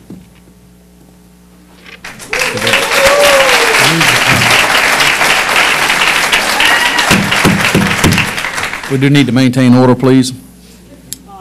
Yes, ma'am, Ms. Tanner. I would like to say that I was elected to this board 5+ years ago, and when I was elected to the board, I heard 2 things from teachers.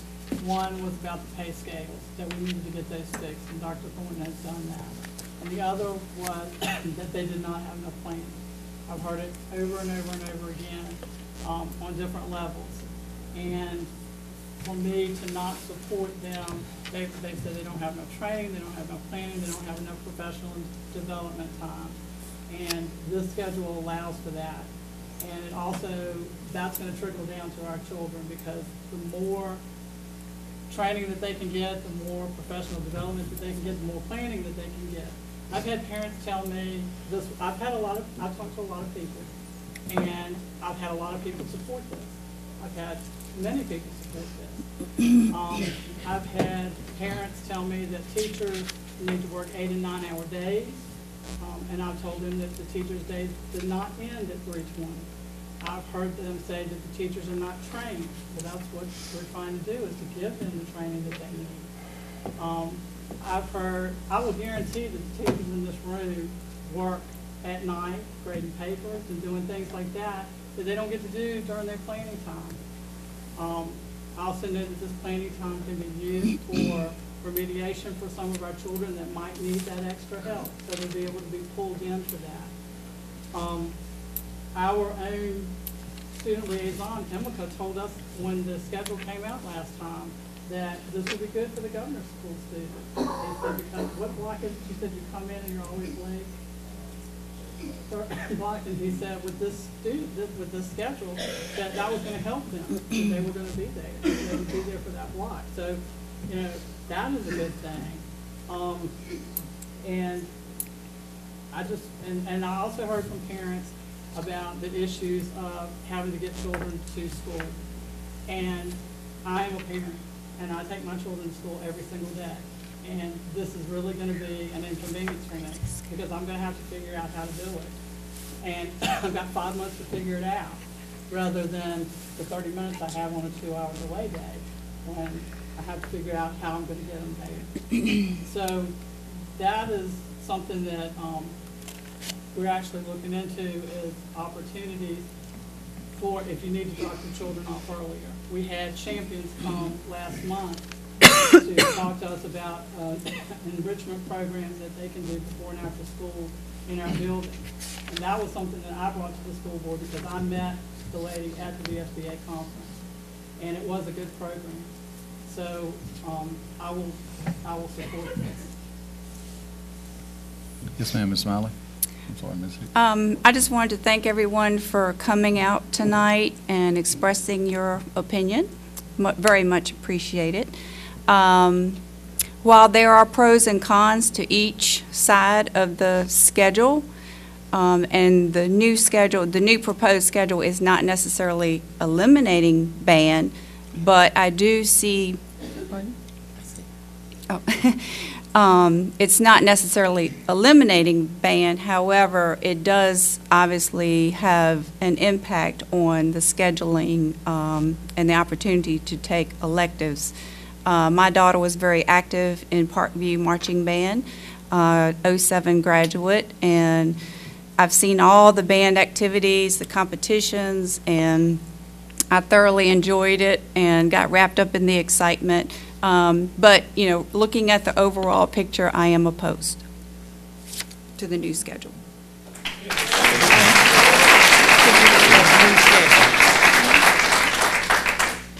Justin, you want to say, Ms. Hicks? Yes. Yes, ma'am. I am an educator, a former educator for 40 years, and I go along with the new scheduling. I think that we think sometimes we don't like change, and sometimes I think that the change that we have written too much into it, and we looked at only the negativity, but there are some positive aspects, and we're so engrossed with what we think is wrong with it that we haven't seen the plus part. And I agree, I go along with the new class schedule. I think in the end, everybody will benefit from it. I have a... Go ahead, Ms. Wagstaff. I just wrote down a few things, but there's a book out there, and it's entitled The Future Ain't What It Used to Be. And to me, that sort of says it all. I think the world is changing so fast, and our students have to be ready for anything. We don't even know what kind of jobs will be out there in the future. But we do know that in addition to teaching the 3 R's, we have to work on the 3 T's. We have to work on their thinking and their technology and their teamwork skills. It's very easy for the pundits, and I hear it on the news all the time, to bemoan our country's educational system when they look at the world rankings and they see we keep getting lower. So it's easy for them to say, oh, we've got to do something. But it's very difficult to actually change the way we educate kids because many people have a fixed notion of what school should be. And more often than not, it's how school was for them. And this goes several generations back. My every decision as a school board member has to focus on improving student achievement with the best instruction. That's the school board's actual mission. And teachers are the most important part of this. We've got to give our teachers the time for professional development and collaboration, and we have got to support them so that they can teach our children at higher levels and so they can challenge every student. We have to prepare them for the changing world. And I am going to support the new schedule.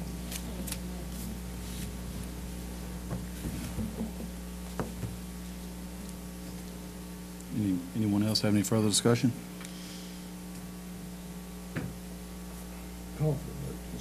Getting ready to. No further discussion. We have a motion on the table. The school motion and has been seconded. The school board approved the class schedules. All those in favor? All opposed? It's 6-3, Ms. Shuttleworth. We're going to move on to item number H, 2013-2014 budget. We have a motion, the school board approves the 2013-2014 budget. We have a motion. Do we have a second? Second. Who's that second? You had the second, Joan? Two. Oh, I'm sorry, I'm sorry about that. I'm sorry. All right, is there any discussion on the budget?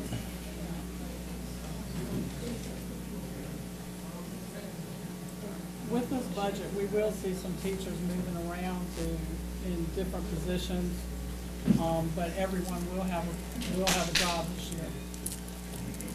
That's correct. If they're certified. Excuse me? If they are renewable. If they're renewable. Yes, we won't be rifting anyone. Right, that's what I was trying to get to. Yes, ma'am. Is there any further discussion on the budget?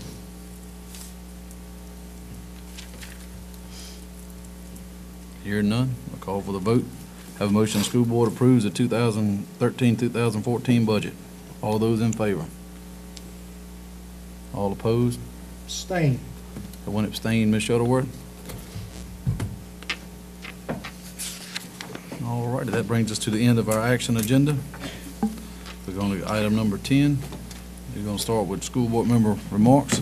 We're going to start on this side of the room with you, young man.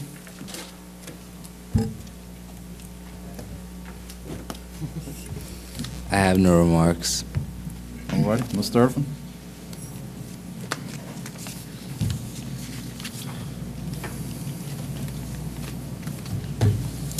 I think we need to continue to focus on moving forward with the previous school board vote towards our consolidation of the high school. As we have seen from tonight, we have a lot of concerns in the public, a lot of concerns about band, ag, automotive. Yet, every time we try to make a move forward, we're divided. We have one budget, and we have to split it, so we're trying to do the best that we can. The previous board has voted towards consolidation. I think we need to expedite the process because a parent had contacted me and said, well, what are we going to do in the meantime? And as far as shifting the ag to Park View. And I guess my question, we have to do the best we can. However, if we delay, the longer we delay, the less opportunities our children are going to have. For example, tonight, the schedule, the band. Everything ties into not this board, not necessarily this superintendent. This is the past that's coming to now.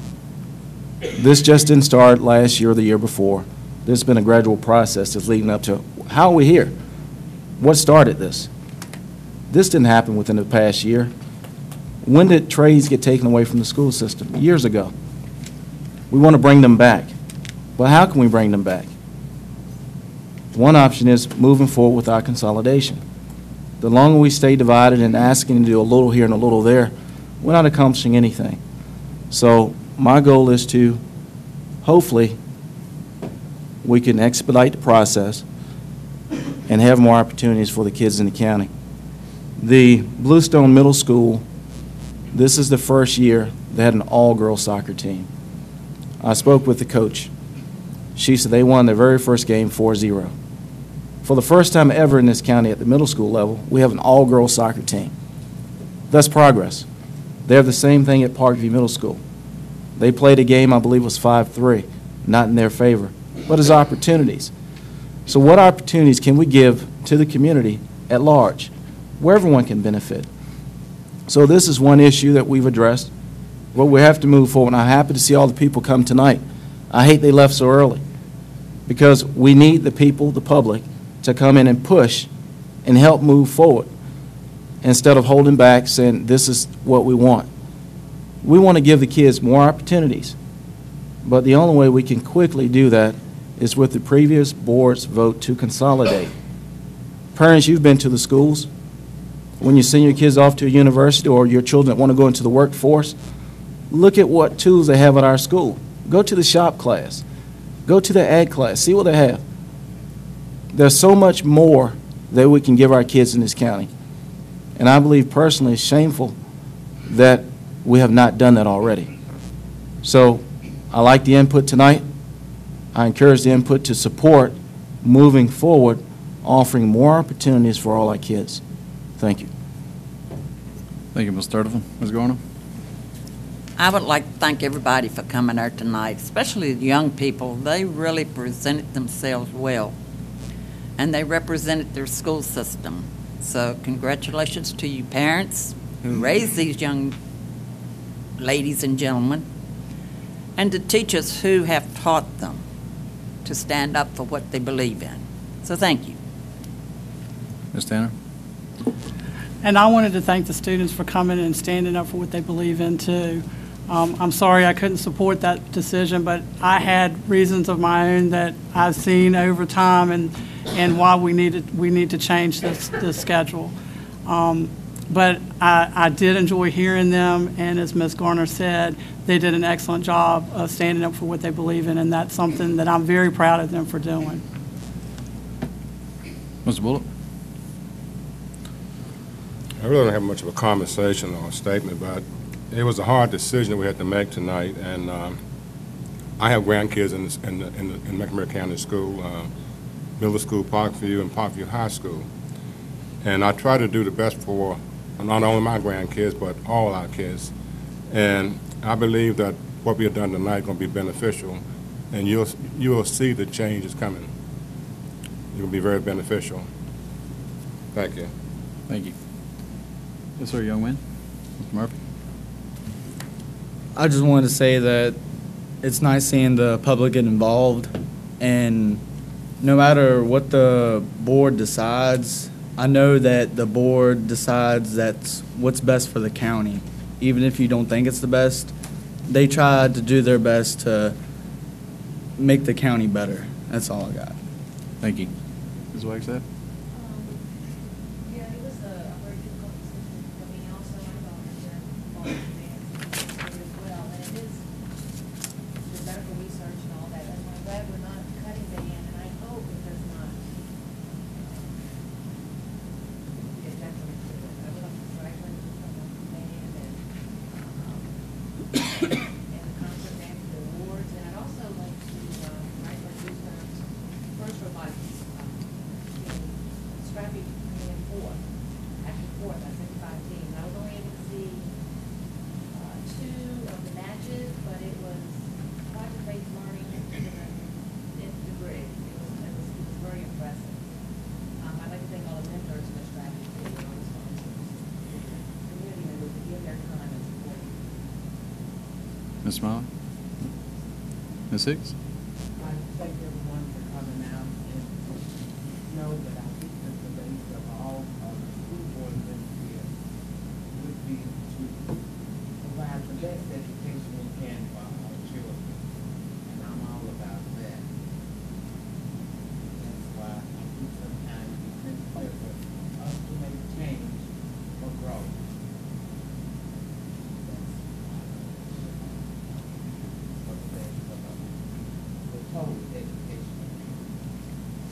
Thank you, ma'am.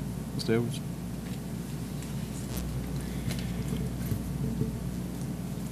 We all gain information from different ways, evidently. I've been on the school board for 10 years. I did it for a reason. I do it for the children and the citizens of Mecklenburg County, and I hope to make things better before I die or leave this situation that I got myself into 10 years ago. It's one of the toughest jobs I've ever had to do. But the only way I know to do it, because we've made mistakes before. I've made mistakes on the school board. I've made wrong decisions. I've made right decisions. But I just feel like if I base more of my decisions on what the children and the parents in this county and the people that voted for me think, that's the only way I gain my direction. And I just want to let you know that my telephone number's in the phone book. My door is always open to hear the good things and the bad things. If you have a problem, I want to know. And that's not just from District 9. I actually get more calls from the other end of the county than I do from my end of the county, and I appreciate that. I used to live in South Hill, so I appreciate people having some trust in my ability and what I do.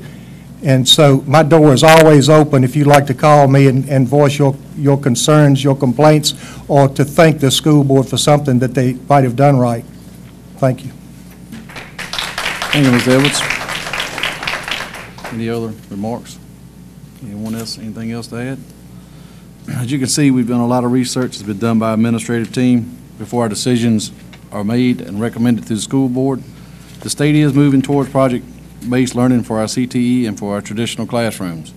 The new SOLs do demand that we do something different. We know change is difficult, but we are changing to meet the needs of our students. And I do appreciate everyone's attendance tonight. I appreciate the input. We encourage it. We'd like for it to continue.